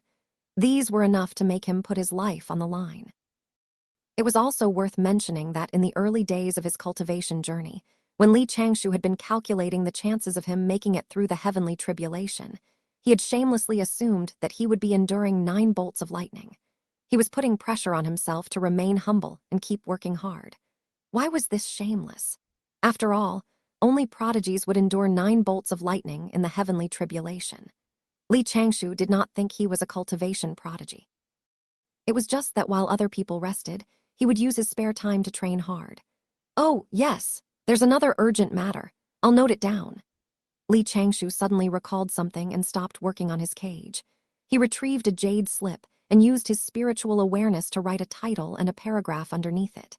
Etiquette to adhere to when enduring the heavenly tribulation. The heavenly tribulation is the heavenly Tao's training for cultivators. Although the heavenly Tao is completely impartial, the Tao ancestors probably gave the heavenly tribulation a hint of humanity when they formed it. I will keep in mind the principles of being safe rather than sorry, and not aiming for outstanding results, but merely to avoid mistakes. When facing the heavenly tribulation, I have to pay attention not to point the middle finger or curse. I also cannot count down the number of lightning bolts in my heart. I must keep telling myself that the heavenly Tao is a great gift and the intersection of risk and opportunity. It is the fundamental calamity that proves everyone is equal. I'll first give the heavenly tribulation a Tao salute. Should I thank it? What if the heavenly Tao delivers the first bolt of lightning while I am too busy thanking it? Li Changshou mumbled to himself for a while and then continued writing with his spiritual senses. He had worked so hard and paid attention to such detail. Although he was already very skilled, he still had to prepare for the other aspects of enduring the tribulation several times. Of course, he could relax with the Inaction Sutra. 4 days passed quickly. Li Changshou had been working for 3.5 days in his pill chamber. He spent the remaining half a day assembling everything. On the journey, 16 perfected immortals sat together with 11 disciples on a huge white cloud. They each sat cross-legged, minding their own space. A few heaven immortals took a cloud each. Those clouds floated above, giving them a bird's-eye view of the situation below. Exalted Wang Qing was on the lotus flower-shaped cloud, right in front of the group. With so many experts guarding them, Li Changshou felt comfortable. He was seated in the corner, enjoying the gentle breeze in the sky. His spiritual awareness was scanning his surroundings, and he held 2 paper dolls between his fingers.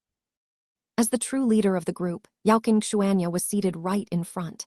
She was dressed in her favorite fiery red dress and had a delicate phoenix tail hairpin on her head. Once again, she looked like a blooming fire spirit flower, her attractiveness and extraordinary pride. As the fake leader, Li Changshou hid in a corner in the back. He kept his eyes narrowed as he meditated. His robe was clean, but it was very ordinary. Anyone could get their hands on a robe like that from the Bai Fan Hall. Yet, it was obvious that Xianxia did not want to remain in front alone and be the image of par excellence. Less than an hour after they started cruising, Xianxia elegantly and slowly stood up. She walked with her large sword on her back towards the empty space next to Li Changshou. "Senior brother Changshou," said Xianxia in a low voice. "Can I sit here?" Li Changshou thought, "You can sit down, but I'll move somewhere else later on." "Junior sister Yaoqin, don't stand on ceremony, please." Li Changshou smiled and pointed to a spot slightly further away from him. Xianxia nodded subtly, picked up her dress slightly, and then sat down, cross-legged. She looked extremely elegant as she did so. Li Changshou subconsciously glanced at her hands. She was wearing a thick pair of gloves, which did not seem to match her dress. It was quite considerate of her. Translator, Atlas Studios editor. Atlas Studios, senior brother Changshou, both of us are in charge of leading the team today. We should work together and protect the reputation of the immortal Du sect. Yes, junior sister Yaoqin is right. Senior brother Changshou, before the elder left, he told me that later on, the heaven immortal elders within the sect will go to the main platform, while we will go to the tribunal platform. Things will easily go wrong during this period. Have to be careful. Yes, junior sister Yaoqin is right. Senior brother Changshou, how has your cultivation been all these years? Junior sister Yaoqin, I'm doing well with my cultivation. Everything is pretty smooth. Li Changshou answered with a smile and added another sentence in his heart. It was thanks to the fact that you were punished to ponder over your mistake. Xianxia pursed her thin lips. She couldn't find a new topic at the moment, but tried to keep the conversation going. Unfortunately, she had spent most of her life cultivating. She could not just recite a paragraph of the Tao Sutra. Perhaps Li Changshou saw her thinking hard, so he took the initiative to say, "You should rest first since you still have a huge responsibility later on." Okay. Xianxia nodded her head in agreement. She closed her eyes and pursed her lips before feeling relaxed and restored to her usual self. Because of Li Changshou's words, those young disciples, who were secretly observing the two of them, felt comfortable towards his self-knowledge. There was still some distance to the coast of the East Ocean after flying for 4 hours. Along the way, the Immortal Du sect encountered 7 to 8 teams that represented their sects. In order to deal with the invitation by the East Ocean's Dragon Palace to the meet, various immortal sects that received the invitation had secretly discussed various aspects. For example, they had sent more than 10 disciples and perfected immortals with around 30 people in total this time. This would show that the human cultivators did not value this demon-sweeping meet so much. However, they still gave the Dragon Palace some respect, so they reluctantly attended this event. As another example, they had to be careful when exchanging pointers during this meet and try avoiding the sanguine glow. The immortal sects also had to put their feud on usual days aside temporarily and could not make a fool out of themselves for the dragon race to see. There were many similar agreements in place, as well. The main purpose that these immortal sects had made these agreements was to let human cultivators have dignity before the dragon race and manifest their presence. There was a slightly weird agreement among them. The young disciples of various immortal sects had to be younger than 150 years old. Why was that so? Most of these young disciples did not dare to ask even when they had doubts. On the other hand, Li Changshou had a slight knowledge of it. The dragon race's dragon egg had to be incubated for at least 150 years before it would break from its shell. The young dragon was equivalent to cultivating in the dragon egg during that time. The young dragon of the Dragon Palace would possess extraordinary powers and become immortals after cultivating for 100 years. If they were the bloodline of the Dragon King, they would have even more formidable mystical abilities. The Dragon Palace would let the young dragon show off its strength every time based on previous similar experiences of the meet. They would use this chance to jeer at the human cultivators. When the young disciples, who were younger than 150 years old, won against these young dragons, it naturally showed how skillful they were. The immortal sects would be happy with that. Even if they lost, they would not have lost their dignity either. The human race gathered in the South Continent, while the experts of the human cultivators gathered in the Middle Continent. If the immortal sects of the East Continent could not hold their heads high before the Dragon Palace, they would also face censure from the major sects of the Middle Continent. Therefore, all the immortal sects in the East Continent were conscious of their dignity. As they approached the coast of the East Ocean, the sky was filled with white clouds lingering with an immortal glow. Although there were few exalted immortals in the East Continent, less than 100 of them were qualified enough to receive the Dragon Palace's invitation. However, in order to draw the border of the East Ocean clearly this time, the Dragon Palace had not only invited the immortal sects of the 3 schools, such as the Immortal Du sect, which had a profound foundation, but also invited all the immortal sects from the edge of the East Ocean. As a result, even if an immortal sect sent 30 people out, there would still be many attending the meet. The sky near the meet was a little crowded. All the disciples of the Immortal Du sect stood up at this moment. Xianxia also returned to her initial spot and listened to the instructions from the martial uncles and martial aunts in front. Li Changshou did not take a further look at his surroundings. He stood at the corner quietly, looked down, and listened with his heart. A disciple up ahead exclaimed in awe. As expected, it's the demon-sweeping meet held by the Dragon Palace. It looks very magnificent with all the immortals here. Everyone has to give the Dragon Palace some respect. After all, they are one of the 3 major races since ancient times. A male immortal turned around to reprimand him. Speak cautiously and observe more. Do not follow them. You will easily violate a taboo. Okay, it was a slip of my tongue. Please forgive me, martial uncle. Another female disciple suddenly said, Is that the place for the meet this time? Everyone looked at where she was pointing before they suddenly exclaimed in awe. Li Changshou also looked at the sky and couldn't help raising his eyebrows. How magnificent! What a good array formation! Some distance away from them in the southeast direction was a huge waterspout. This waterspout was just like the long stem of a lotus flower. It diverted a huge amount of ocean water to the sky, causing a massive water lotus platform to form. The waterspout was stabilized by the immortal powers and stayed still. The water lotus platform above it was steady and wide, and the surrounding clouds and mists filled the sky. It was just like an immortal realm on the ocean. That was the main venue of the demon sweeping meet. A perfected immortal inside said with a smile, "The Dragon Palace has never disappointed us with such a huge spectacle." Upon hearing that, Li Changshou laughed softly and looked at Martial Aunt Juju standing beside a few female immortals. Throughout this journey, Martial Aunt Juju seemed to have changed into another person. She was gentle and quiet. Not only had she not touched the little wine gourd on her waist, but she also had not dared to utter a word. After all, her master was above her. That side of hers was actually pretty lovable. In the past few years, the more those working together with Martial Aunt to refine pills and set up array formation interacted with her, the more they found it a pity that she spoke well. Cough. That was a joke. As they approached the waterspout and lotus platform, they could increasingly sense how spectacular it was and constantly lamented how the Dragon Palace had spent money.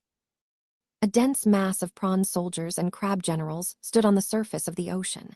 They were incomparable to those little demons that Lan Ling Yi had killed previously, as each of them had a condensed aura. Even the weakest prawn soldier's aura fluctuation could be compared to a Dao Requital Realm cultivator. Clearly, they were the elite troops of the Dragon Palace. Presently, the Heavenly Courts were not doing well, and the Heavenly River had no troops either. They had created a general for Heavenly Courts, water troops. The most powerful water troops in the world were the Dragon Palace of the Four Seas. As the white clouds approached this water lotus flower, the waterspout, which had a diameter of 5 kilometers, produced a dragon roar. Dozens of azure dragons of all kinds of colors emerged from the waterspout and flew around the waterspout. Layers of water curtains fell upon the top of the edge of the water lotus platform. Under the sunlight, rainbows hung over the sky. At another glance, around 3,000 of those figures rose from the sky above the water lotus platform. They were the flood dragon troops of the dragon race, and they were wearing bright silver-white armor. Most of them appeared in human form with tanned skin and dragon horns on their heads. Their body was like the immortal flood dragons, which had a close bloodline to the dragon race, and they were the main combat force of the Dragon Palace. They had been very famous since ancient times. These 3,000 immortal flood dragons were distributed evenly as they circled the water lotus platform. They were in charge of maintaining the order of the demon sweeping meet. The flood dragon troops stood still in the air and emanated their grandness, looking very magnificent. They unexpectedly had a cultivation of perfected immortal realm, and they caused a considerable impact to the human cultivators. A starving camel was still bigger than a horse. Even if they could not become enemies, they did not need to be nice either. It was best not to accumulate karma with them. This was what Li Changshou was thinking. A senior sister up ahead asked, "Does the Dragon Palace value this meat so much?" Another perfected immortal woman within the sect laughed softly and answered, "The Dragon Palace likes to engage in these to show their power."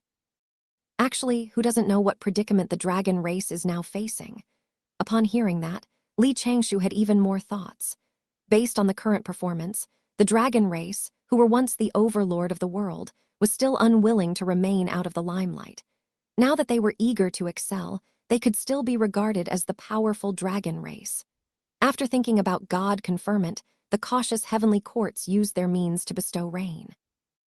After the heavenly courts became powerful, the dragon race would be beheaded even if they slightly violated the laws of heaven of bestowing the wrong amount of rain. Thereafter, the dragon's liver and the phoenix's marrow would become an immortal dish for the immortal emperor. What kind of tragedy had these ancient Big Three experienced before and after the God conferment? Li Changshou felt sentimental and made a resolute decision not to roam outside before he attained the zenith heaven. Although it was still long before reaching the great God conferment tribulation, he had to start his preparations early. Li Changshou silently pondered as he stood on the cloud. The white cloud of the immortal dew sect floated along with dozens of white clouds and reached the water lotus platform first. Immediately, a shiny golden turtle emerged from the water lotus platform. It carried on its back 2 turtle ministers, who were clad in a red embroidered robe with a turtle shell and had a small head at the end of the neck, looking very comical. The turtle on the left cleared its throat, fanned with the little fan in its hand, and said in a gentle, charming, low voice, "Fellow heaven immortals and elders, please proceed to the platform at the front." Was it the legendary voice from the Dragon Palace? Then the turtle on the right shouted in a sharp and ear-piercing manner, "Fellow disciples of the immortal sex, please enter the venue. The tables and chairs have been prepared at the tribunal platform.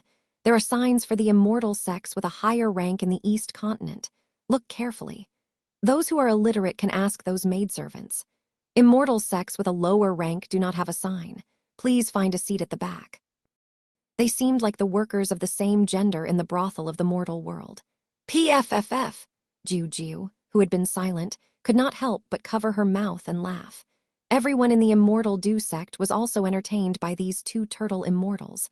How dramatic. Everyone in the immortal dew sect naturally did not need to worry that they would have no seats. Apart from that, their seats were closest to the front. At that moment, exalted Wang Qing and a few heaven immortal elders flew to the high platform suspended in the air. 16 inner sect perfected immortals, who were voluntarily protecting the disciples, abandoned the white cloud and flew towards the seating area for the immortal dew sect. It was as if Li Changshou and Xianxia, who were the team leaders, were non-existent. The various immortal sects had previously discussed, and each sent 30 people over, which the Dragon Palace clearly knew about. However, only 25 meditation cushions and 25 short tables had been prepared at each of the sect's seating areas. 25 sets of fruits and refreshments had also been prepared. However, this was just a trivial matter. A few of the female disciples took out their meditation cushions and joined 2 tables. Those smaller immortal sects were treated more poorly, as they only had rows of stone meditation cushions without even any short tables, let alone fine wine and fruits. Li Changshou sat near the corner of the immortal dew sect's seating area, and a clam maidservant stood beside him to serve the immortal dew sect. He scanned the fruits and fine wine in front of him and was surprised. He took and sized up a crystal grape before throwing it into his mouth. A clam maidservant, who looked rather pretty, covered her mouth and laughed lightly. She did not say anything, but only secretly sized up Li Changshou. Soon, Li Changshou opened his mouth to burp before he confirmed what he had eaten. The Dragon Palace also teased people in such a way. They gave each of the people in immortal dew sect a frozen immortal grape called the little postnatal spiritual root. After carefully observing the area of the other sects, he realized that they had another kind of immortal grapes. The frozen immortal grapes were indeed good stuff. When taken in small amounts, it could nourish a cultivator's primordial spirit, condition aura, and provide recuperation for wounded people. It was also exceptionally fragrant and expensive. However, there was also a shortcoming of it. When taken in large amounts, one would fart. In other words, the anus would relax, and the gas would pass out of the body. It was also continuous, which was hard to endure that even immortals could not prevent it from happening. After giving some thoughts, Li Changshou reminded Xianxia. "Junior sister Yaoqin, before you eat these, ask the martial uncles and martial aunts whether there is anything wrong with them. I see that the other sects have already started eating them. Don't say that I was the one who reminded you. Just say that you find something amiss with these." Xianxia blinked and turned to Li Changshou. She pinched a round, peeled grape and delivered it into her mouth as she tilted her head. Li Changshou was rendered speechless. "Fine, take it as if I did not bring this up." Translator, Atlas Studios editor, Atlas Studios PFFF. Every time they reached a new segment, it was actually a good habit to check the emergency exit if they were to stay for a long time. Just like the immortal dew sects by Fan Hall, there were 2 side doors and a back door apart from the main door. In addition to those, there was also a small directional shifting array formation, which not many people knew about. The array formation should be located at the seclusion place of the sect leader. Li Changshou was still a brat. When he had gone to buy Fan Hall to obtain his monthly allowance with his master for the second time, he had figured it out.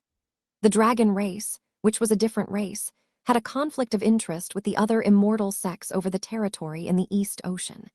Furthermore, the Dragon Palace was situated above an array formation. Nobody knew whether there was a killing array formation in the water lotus platform. Therefore, shouldn't he search for a chance to escape during a crisis first?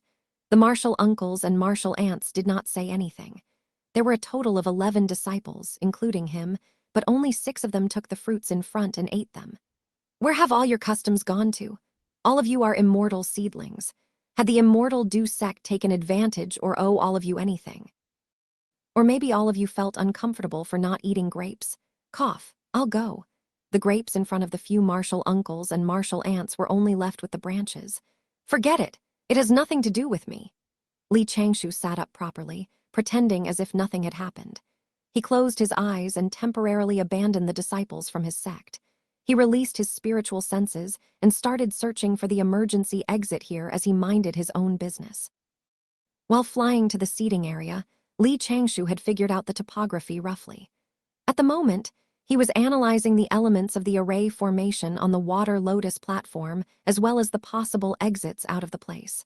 Although water could be seen everywhere here, it was clearly more suitable to use the wind escape technique to escape from this place.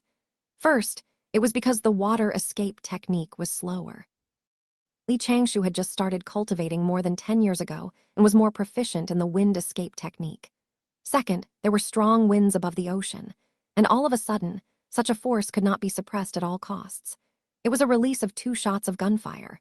This released a strange smell, which instantly diffused, and the slight fragrance with an inexplicable sour smell. It should have been because he had eaten a pill to nourish his skin and stabilize his appearance the previous day. It was the smell of the herb to retain his youthful appearance. The alchemist failed to tweak the pill to the best. That was because the cultivator had not eaten the 5 grains. Their bodies had no impurities and were as crystal clear as this grape flesh. Thus, they would appear to be very outstanding once they had any impurities in their body. However, this smell was somewhat incredible. Li Changshou opened his eyes slightly. He looked at where the sound came from and found out that it was from a senior sister. This senior sister was sitting calmly at the moment. If she hadn't been clutching at the corners of her dress, it would seem as if nothing had happened. The 2 junior brothers beside her had been awkward to the point that they did not know whether to sit or stand. Their lips then started trembling. Actually, this was also a lesson to be learned. Fortunately, the Dragon Palace only teased people and did not give them any goo poison, since they were humans who had never farted before. Although everyone had started practicing Anedia at the 6th stage of Qi refinement, they should have learned to control the impure gas in their bodies. There were 27 people from the Immortal Du sect. At the moment, 8 of them had a change in their expressions, while 3 of them had produced a sound from the relaxation of their anus. Xianxia suddenly stood up and hurriedly walked to 2 martial uncles, who had the most seniority here, before she said in a low voice, "Martial uncles, you have been careless to only take note of the little trap within the fruits now." Li Changshou was truly helpless. How could he feel safe with such a team? Such teamwork was not as good as him releasing 2 paper dolls. It was better to not leave the sect in the future. After he went back, he would think of a way to deal with martial Uncle Jiu Wu so that he would not cause more trouble for him. Xianxia raised her head to look at Li Changshou. Then, she bit her lips, and her face turned red. She quickly hurried back to her seat and continued closing her eyes to bear with it. She was actually still doing fine and had only eaten 1 grape just like Li Changshou. However, Li Changshou had eaten it on purpose and used his Dharma powers to bind it so that the grape could release some medicinal effects inside his body. Therefore, he had only burped. Afterward, Li Changshou spat out that grape without anyone noticing, which Xianxia did not do so. Soon, a dear friend of hers was out of control. Not long later, was it a chain reaction? Yes, this junior sister's face had turned red from embarrassment. She had probably started to doubt life. After all, everyone had the impression that a fairy like her had to be dignified and could not fart. A while later, he wanted to ask how hard had his senior sister squeezed her sphincter muscle to be able to release gas with a warble tone and pitch. Li Changshou could not help but lower his head and cover his forehead. He had not expected that he had a hidden ability to roast people. He had no choice, as he was purely forced by the situation. At that moment, he heard a martial uncle say, "Pay more attention. These fruits before your eyes contain some traps. The Dragon Palace wants to see us make a joke out of ourselves. Those grapes definitely cannot be eaten, and neither can the wine at the side be drunk. This wine is also brewed by such grapes." Wine. Because Li Changshou had never thought of drinking the wine, he had subconsciously neglected the fine wine in the luminous cup. At the same time, Li Changshou instantly sensed someone looking at him. As he followed the direction of the gaze, he saw Martial Aunt Juju slightly trembling while seated. Her pair of big eyes were staring at him to plead for help, and she had changed from sitting cross-legged to sitting like a duck. The teacup in front of her had been emptied without a drop of it left. This was a personal habit, which was understandable. However, why had Martial Aunt suddenly stood up and even walked over? Before Li Changshou could not even say anything, Juju had rapidly rushed over like lightning and even put her meditation cushion beside him, looking very apologetic. Her gaze was clearly saying, "I'm sorry, Martial Nephew. I will make it up to you after we return." Li Changshou's Martial Aunt sat 3 feet away from him, but her left hand was placed gently under the hem of Li Changshou's Taoist robe. Then, the hem of his Taoist robe started to flutter lightly up and down. Following this rhythm, there was a sound produced from Juju, who was seated 3 feet away. It was a dynamic rhythm. The clam maidservant at the side tried not to laugh to the point that she had nearly bitten through her lips. Li Changshou pretended as if nothing had happened and could not help but mutter, "There are not many people now. Let's set up 2 noise isolation array formations here. The Dragon Palace should not have any opinions on that. After all, we still have to discuss later how to deal with the troop deployment and array formations set up from various sects." A female perfected immortal, who was eating a grape up ahead, instantly captured the message. She said loudly, "We will next discuss how to deploy troops and set up the array formation." Then, she used her immortal powers to open a transparent boundary slightly above her head to bring together the 27 people. The martial uncle, who had reminded them through a voice transmission first, sighed helplessly. "Hurry up and take care of this matter. I'm being serious here." Instantly, dozens of people had awkward expressions on their faces, and peals of laughter started lingering. Li Changshou shot a glance at Martial Aunt Juju, who was close to him. He realized that the latter looked at him in contempt as if she was saying that he was not meticulous. Her sounds had never ceased. The Taoist robe on Li Changshou's back fluttered up and down, up and down. He looked up to the sky expressionlessly. "Little Martial Aunt, have you ever seen someone's clothing fluttering up after farting?" Anyway, it was a din of drums and gongs followed by a dead silence. Figures were landing in the seating area beside them. However, it was the representative team of the East Continent's Jai School, the East Carefree Forest sect. The 2 perfected immortals leading the team even cupped their fists and gave a Tao salute to everyone in the Immortal Du sect. The 2 martial uncles right at the front forced a smile and gave a Tao salute in return before everyone got seated. After confirming there were no movements in the noise isolation boundary, a perfected immortal of the Immortal Du sect raised his hand to disperse it and said as if nothing had happened, "The 11 of you, remember what I've said just now. Do not commit any mistakes." After all the disciples replied in unison, Li Changshou responded, "Yes, martial uncle, I understand." Right at that moment, an ocean breeze blew from the Immortal Du sect to the East Carefree Forest sect. After the sounds of clanging, a few of the young disciples from the other party swayed. A little girl with bright eyes and white teeth had a change in her expression and shouted to the front, "Third Martial Aunt, there is a demonic aura." A female immortal reprimanded her with a smile. "There is nothing to get worked up. This is the fishy smell of the ocean. There are so many prawn soldiers and crab generals under this place, and there are clam maidservants at the side. Let's not talk about these. This is the Dragon Palace." There were a total of 8 patient clam maidservants at the side of both teams representing their sex. They emitted an immortal glow and retracted themselves back into their clamshells. The 8 pure white clamshells swayed. Li Changshou secretly observed all the sect's reactions with interest and could obtain many pieces of information from it. For example, toxic Xianxia was truly innocent. Her neck had turned pink from embarrassment. She was actually still breathing hard, trying to save herself from the catastrophe she had caused. The martial uncles and martial aunts over 1,000 years old were a group of wily old foxes. They remained unperturbed without having any change in their expressions. A martial uncle of the immortal Du sect sent a voice transmission to the other 26 people. As long as we remain unperturbed, we can treat it as if nothing happened. All the disciples immediately adjusted themselves. Li Changshou retracted his gaze of scanning everywhere. He looked at Jiu Jiu, who had returned to her seat, and then shifted his gaze to the big clamshells near him. Had these clam maidservants hidden because they were afraid of being hit? Without the disturbance of the primordial world, he started to focus on analyzing the theory of the array formation circulation here and the fastest escape route for him during an emergency. The idle wind blows past the main hall, and I sing. I find the immortal forest lonesome unconsciously, and cooked wine to wash the emerald ripples. On the white cloud, a short singing voice was heard. The new immortals of the immortal Du sect returned from their tipsiness. Old Taoist priest Qi Yuan landed before all the older disciples and shouted. When he found nobody responding to him, he looked at the young disciples, who were in seclusion and diligently cultivating. Then, he returned to his straw hut in a wobble. Just when he was about to push the door open, Qi Yuan seemed to have recalled something and said with a smile, "I've been cultivating in seclusion for the past decade. I have never strolled on the little Qiang Peak before.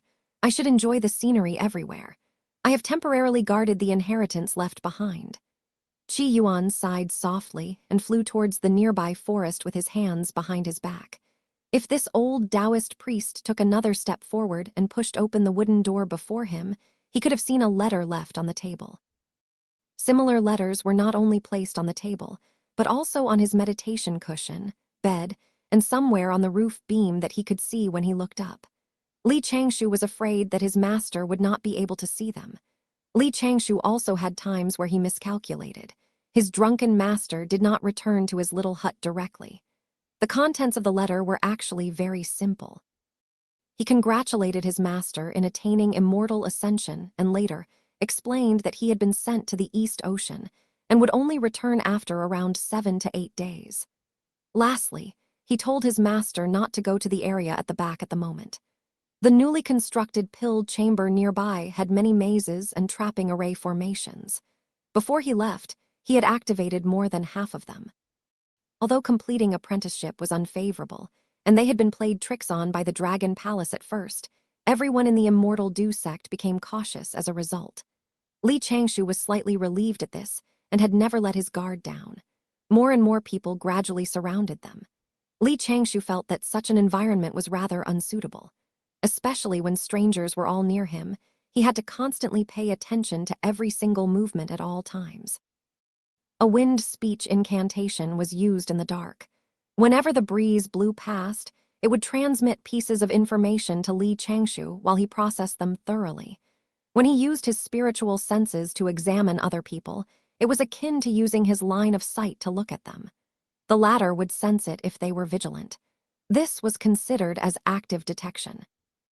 When using the wind speech incantation, he could voluntarily receive pieces of information apart from being able to pass a voice transmission to the person focusing his spiritual senses. This was known as passive detection by Li Changshou. Its advantage was that it would not consume his soul power, while its disadvantage was that all sorts of information could be transmitted through. Hence, he needed to constantly analyze them. Long ago, Li Changshou had consciously trained his detection skills, willpower, and concentration. Most Dao requital cultivators of the same cultivation realm as him could only have lasted for a few hours before their mind wandered, and they relaxed their supervision of the surroundings. When Li Changshou used the wind speech incantation to observe his surroundings, he could already do it without stopping for hundreds of hours. However, it was indeed sorrowful for an immortal cultivator to be a human surveillance system. At least, Li Changshou could feel at ease. Since he was using the wind speech incantation to observe his surroundings, Li Changshou could hear the voices and peals of laughter from all the cultivators and listen to many interesting stories from them. The perfected immortals there were mostly discussing this meet, and the main platform above where heaven immortals gathered. Most of the perfected immortals were concerned about what agreement they would reach with the Dragon Palace, how the border of the East Ocean would be divided, and whether the dragon race would make things difficult for the human cultivators. On the other hand, the young disciples were always discussing heavenly tribulation.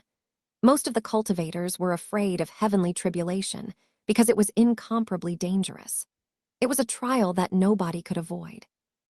Of course, if they stopped cultivating or reached a bottleneck at the chi refinement, soul requital, void return, or Tao requital realms, they could not break through and did not need to face the heavenly tribulation.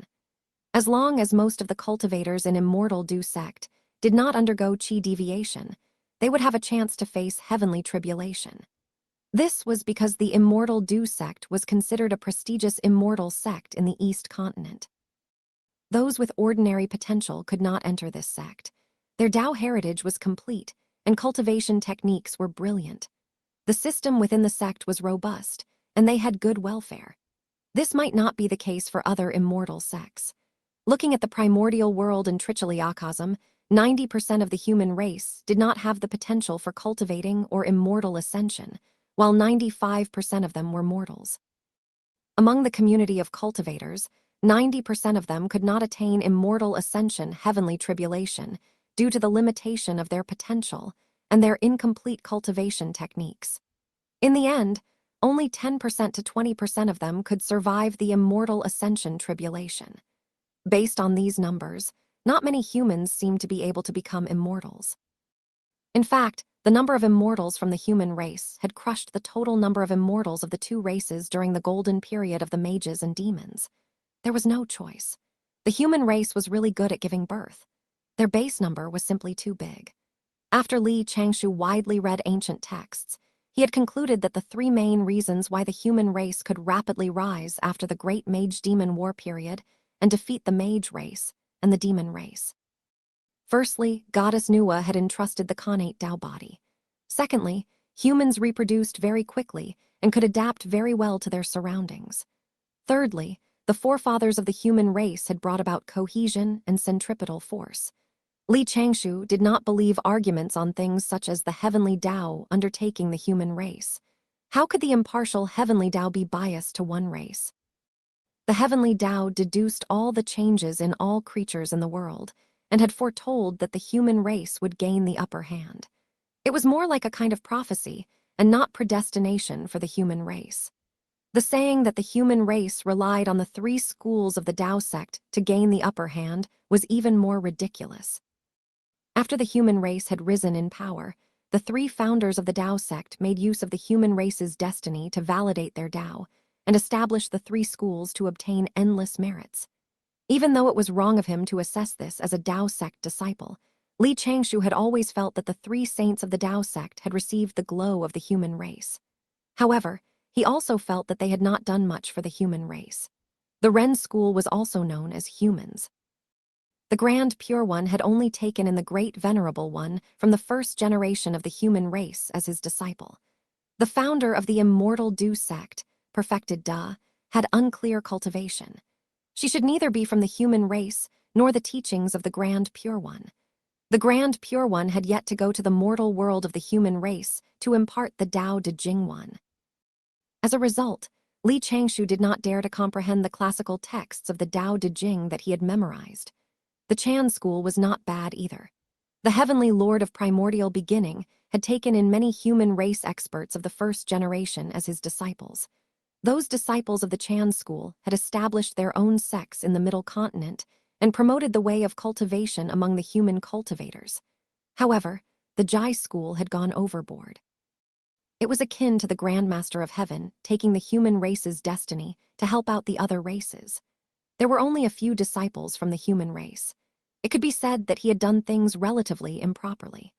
Among the relationship between the human race and the three schools of the Tao sect, the former was just a foundation to the latter, while the latter was just something that made the former better, which provided more insurance for the prosperity of the human race. The primordial world was full of schemes. The elders, who had truly contributed to the emergence of the human race, might either be leading a carefree retired life in the fire cloud cave or had entered reincarnation again. These opinions were definitely criticized as deviating from the Tao. Changshou was only casually thinking and did not tell anyone about these theories. For example, Li Changshou had only taught Ling Yi how to not accumulate karma and how to escape during an emergency, and trained her to be responsible for her own actions. She definitely could not follow her senior brother's outstanding nature of having his morals high up to the clouds when she encountered any problems. Ling's potential was actually pretty good. She had the potential to become an immortal seedling and was also diligent. Li Changshou had always felt that the potential of immortal cultivation might be some hidden inheritance. 80 of the ancestors were mortals. However, there might be an outstanding immortal cultivator genius, which was the case for Ling. Li Changshou remained silent for a while before he heard another interesting topic: the success rate for the tribulation transcendence of human cultivators. This could not be lumped together. Different disciples from different Dao heritages were worlds apart in their success rate for their tribulation transcendence. As for the cultivators with Dao heritage outside the three schools, they did not have superior class cultivation techniques or the protection under the three schools. Out of the 10 people going through tribulation transcendence, only one would survive. On the other hand, as long as the cultivators with Dao heritage from the three schools did not commit any mistakes, the cultivators from the Chan school and Ren school could obtain a 50% to 60% success rate in the heavenly tribulation. It was worth mentioning that the average survival rate of those from the Dao heritage of the three schools barely reached 30%, because this value had been pulled down greatly by the Jai school. The Chan school pursued excellency, so their disciples had a higher rate of immortal ascension, and their number of Dao heritage was in the middle. The Ren school pursued fate, so the immortal ascension rate of their disciples was in the middle. However, the Grand Pure One did not like taking in disciples. Therefore, their Dao heritage was meager. The Jai school pursued education for everyone, so their disciples were a mix of humans, demons, and spirits. Their survival rate was based on their destiny, and their immortal ascension depended on their looks. Therefore, their Dao heritage was widely distributed in the Trichiliakosm. No matter how brilliant the Dharmic Dao from the three schools was, how prosperous their destiny was, or how much the saints' connate treasure could suppress their destiny, their immortal ascension rate still could not be pulled up. Moreover, the Grand Master of Heaven did not have any treasures to suppress it. What he had control of was such a lethal killing weapon like the four swords of Zhu Xian. Thus, Li Changshou had always been very grateful that his master had brought him into the Ren school. "Little Changshou, come here." When Martial Aunt Jiu Jiu suddenly sent him a voice transmission, Li Changshou was distracted right away and looked at her, who was waving at him. Li Changshou slightly nodded to her, expressing that he did not want to move. Jiu Jiu stared at him with a threatening gaze. Li Changshou pretended as if he had not seen anything. He continued closing his eyes and maintained his wind speech incantation. After some time, Jiu Jiu walked over with a smile and sat behind Li Changshou's short table. Jiu Jiu whispered, "Martial nephew Changshou, did you bring anything fun over?" "I didn't," Li Changshou answered through a voice transmission. "That was a reserved item from the little Qiang Peak, which also means that it cannot be brought out of that place." Jiu Jiu's expression sank, but she still maintained her upright posture. She complained through a voice transmission, "I'm so bored. This errand is bothersome, and I still have to wait 2 to 3 days here before it officially begins. Master is above, so I can't even slip away." Li Changshou smiled slightly and pondered how he should let his martial aunt return to her seat as soon as possible. It was not good to be attracting so much attention like this. Li Changshou fished out a woodcut 6-colored Rubik's Cube from his sleeve and lightly played it in his hands. He had a rather smooth play with the polished cube and very soon attracted Jiu Jiu's attention. "What's this?" Li Changshou stopped his actions and showed her the scattered colors of the Rubik's Cube. Then, he returned the cube to its original state in a flash. Jiu Jiu's eyes lit up.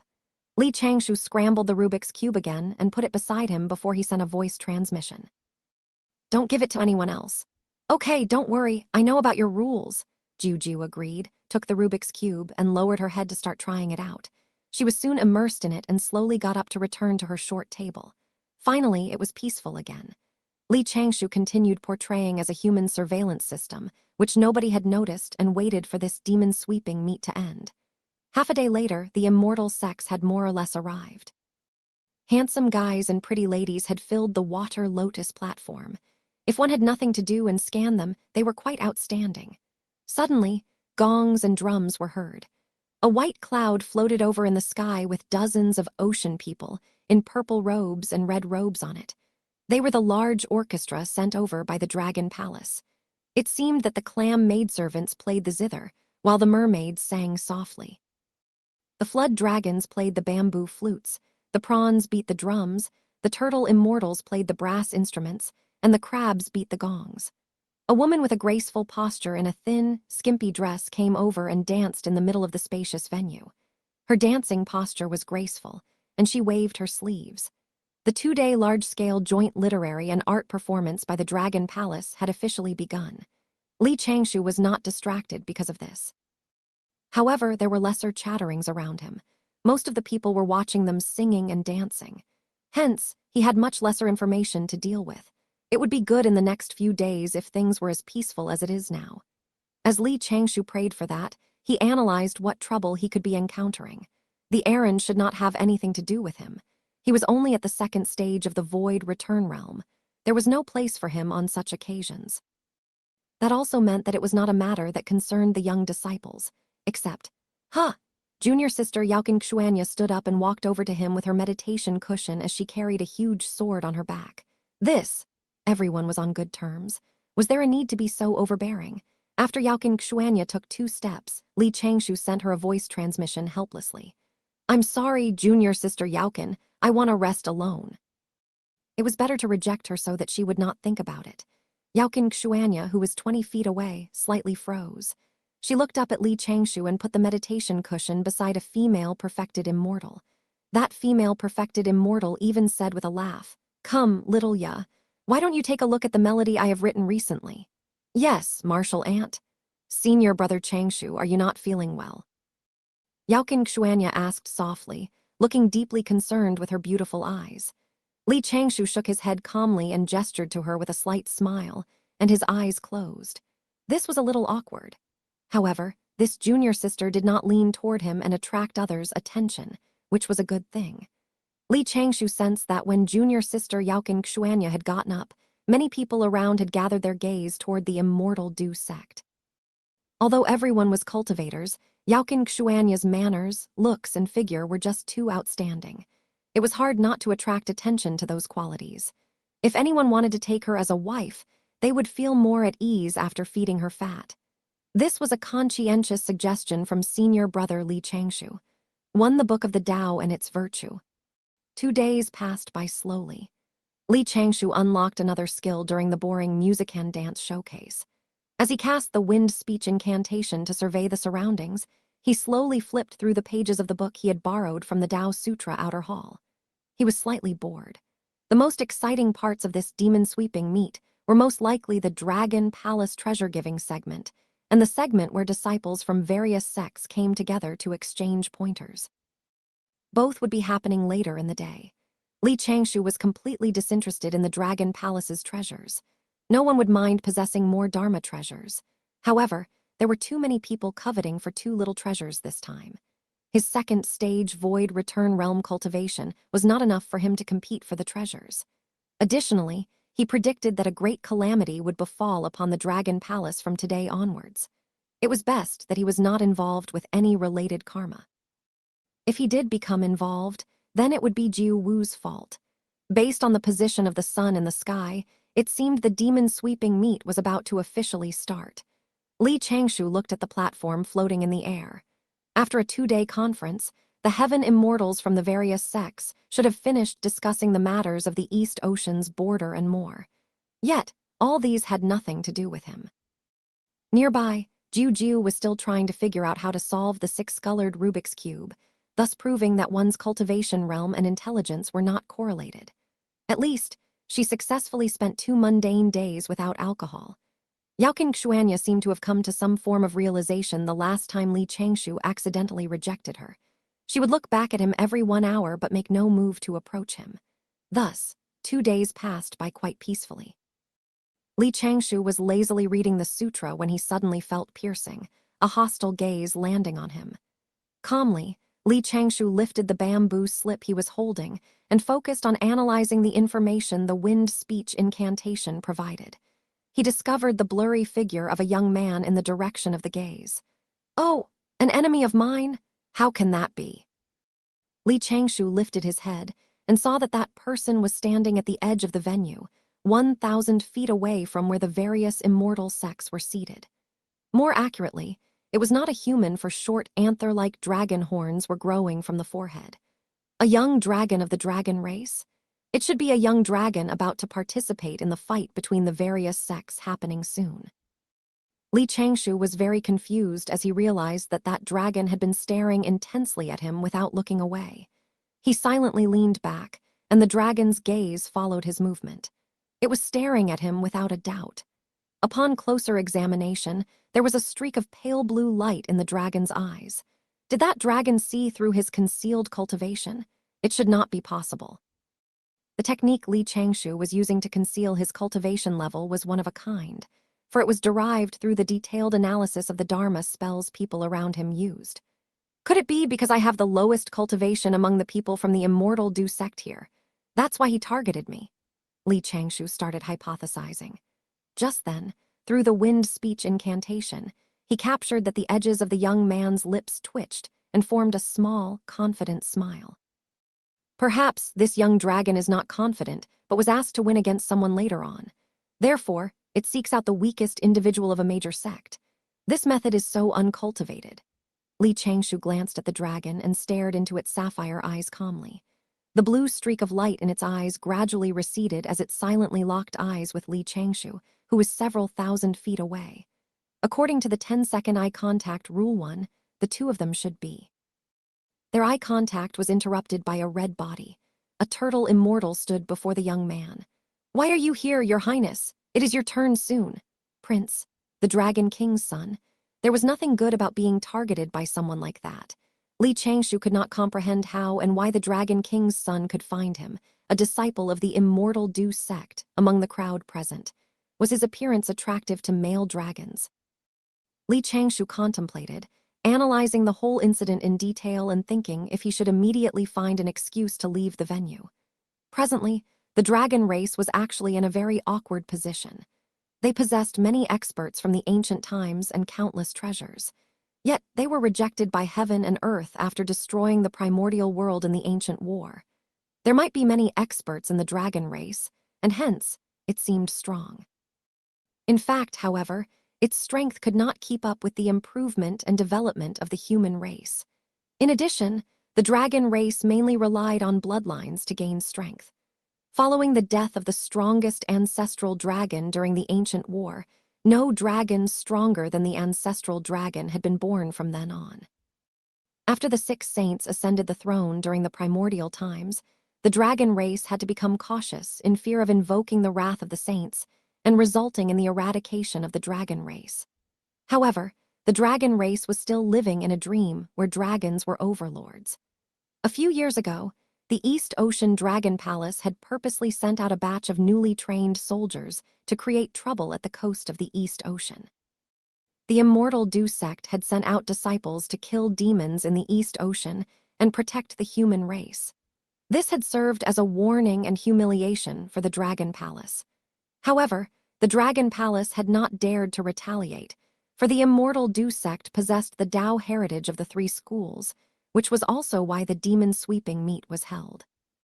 The dragon race wished to seize this opportunity to showcase its prowess and negotiate with the cultivators of the human race to equally split the East Ocean borders.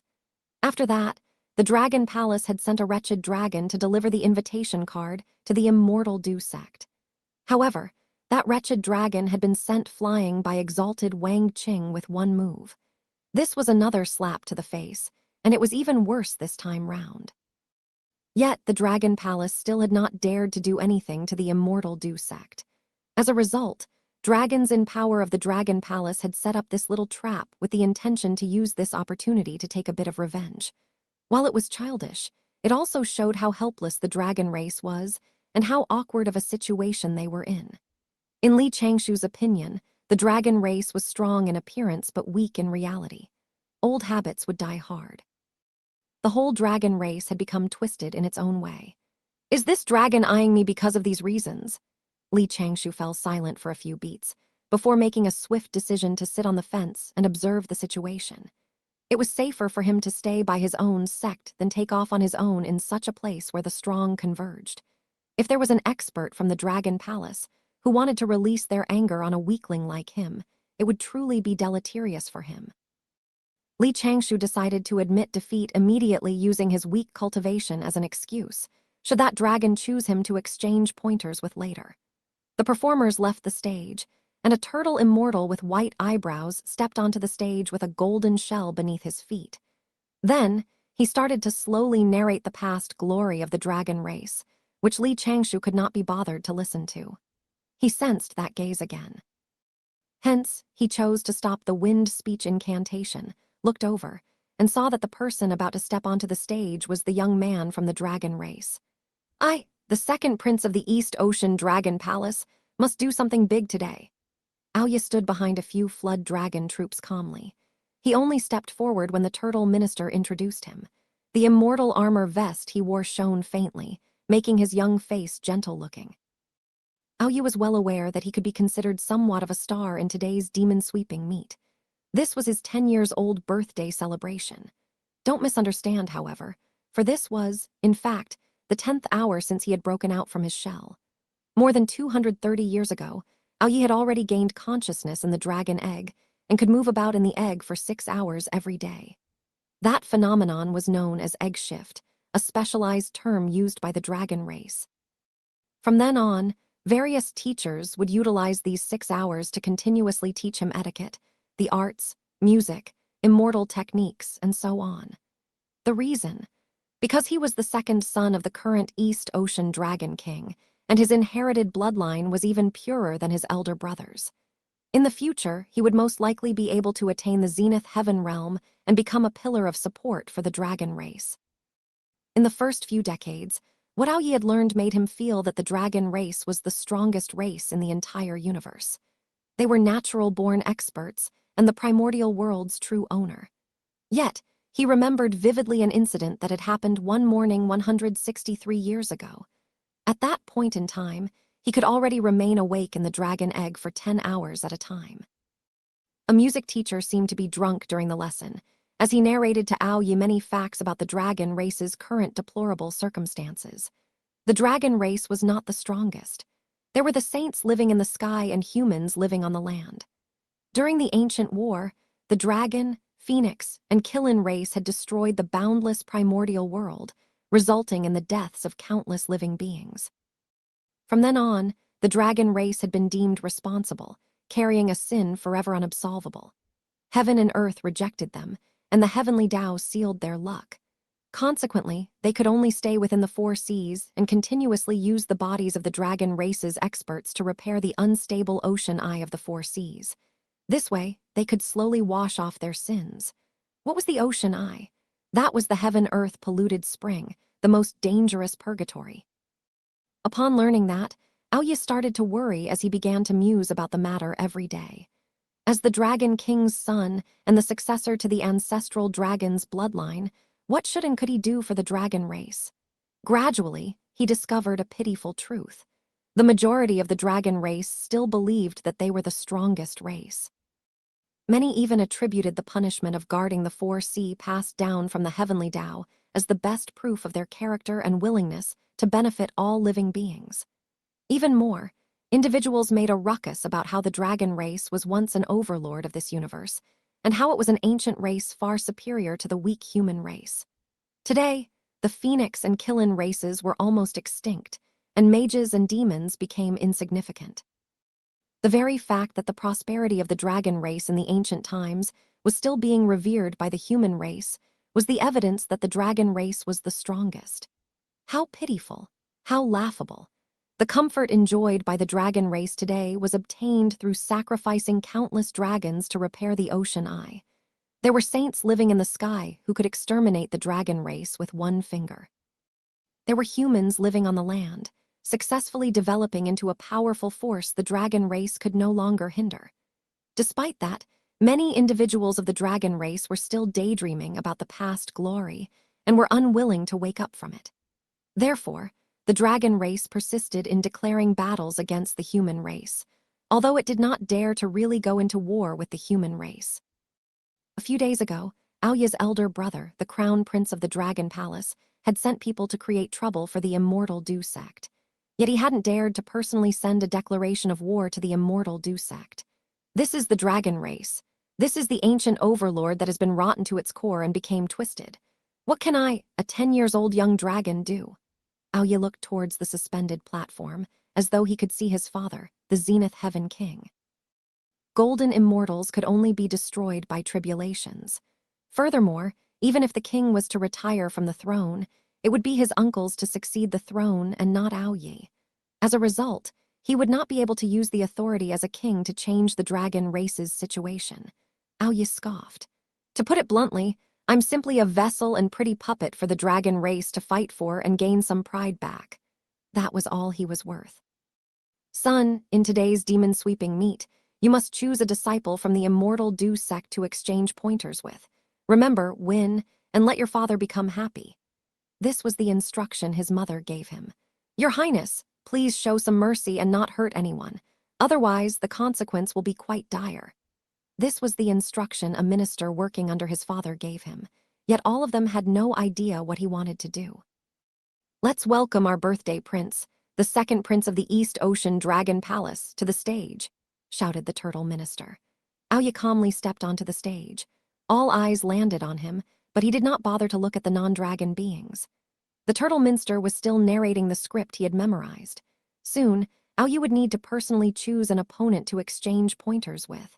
This was a freestyle performance before the official start of the demon-sweeping meet. He had to exact small revenge on the lowly Immortal Dew sect in front of everyone. Naturally, Aoya was aware of his true strength, due to what he had learned when in the dragon egg, his bloodline, and his innate mystical abilities.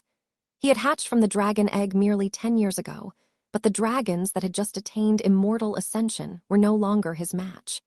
Today, however, the surrounding immortal sects of the East Ocean had gathered here. He, the 10-year-old second prince of the East Ocean Dragon Palace, was going to do something big. Just now, he was observing the strength of the Immortal Dew sect's disciples and had set his sights on the weakest of them all. Perhaps the regal dragon race felt that the 2 slaps to the face the Immortal Dew sect had given were insufficient. Was that still unable to wake them up from the daydream? All right. Today he, the Dragon King's second son, would lose to the weakest person of the Immortal Dew sect fairly and squarely. Would this slap to the face be sufficient? Wake up, dragon race. Wake up, my fellow dragons who are slumbering in the ancient dreams. It's still not too late. We, as the dragon race, need to let go of our arrogance. We need to seek a true path by letting the talented dragon descendants enter the various sects and cultivate their arts and Tao, just like any other human disciples. One turtle minister smiled and said, Today, our birthday prince will be the one to find a talent from an immortal sect to exchange blows and pointers. Here it goes. Aoya breathed in cautiously, stepped up, and looked in the direction of the Immortal Dew sect. Everyone in the venue followed his gaze. You.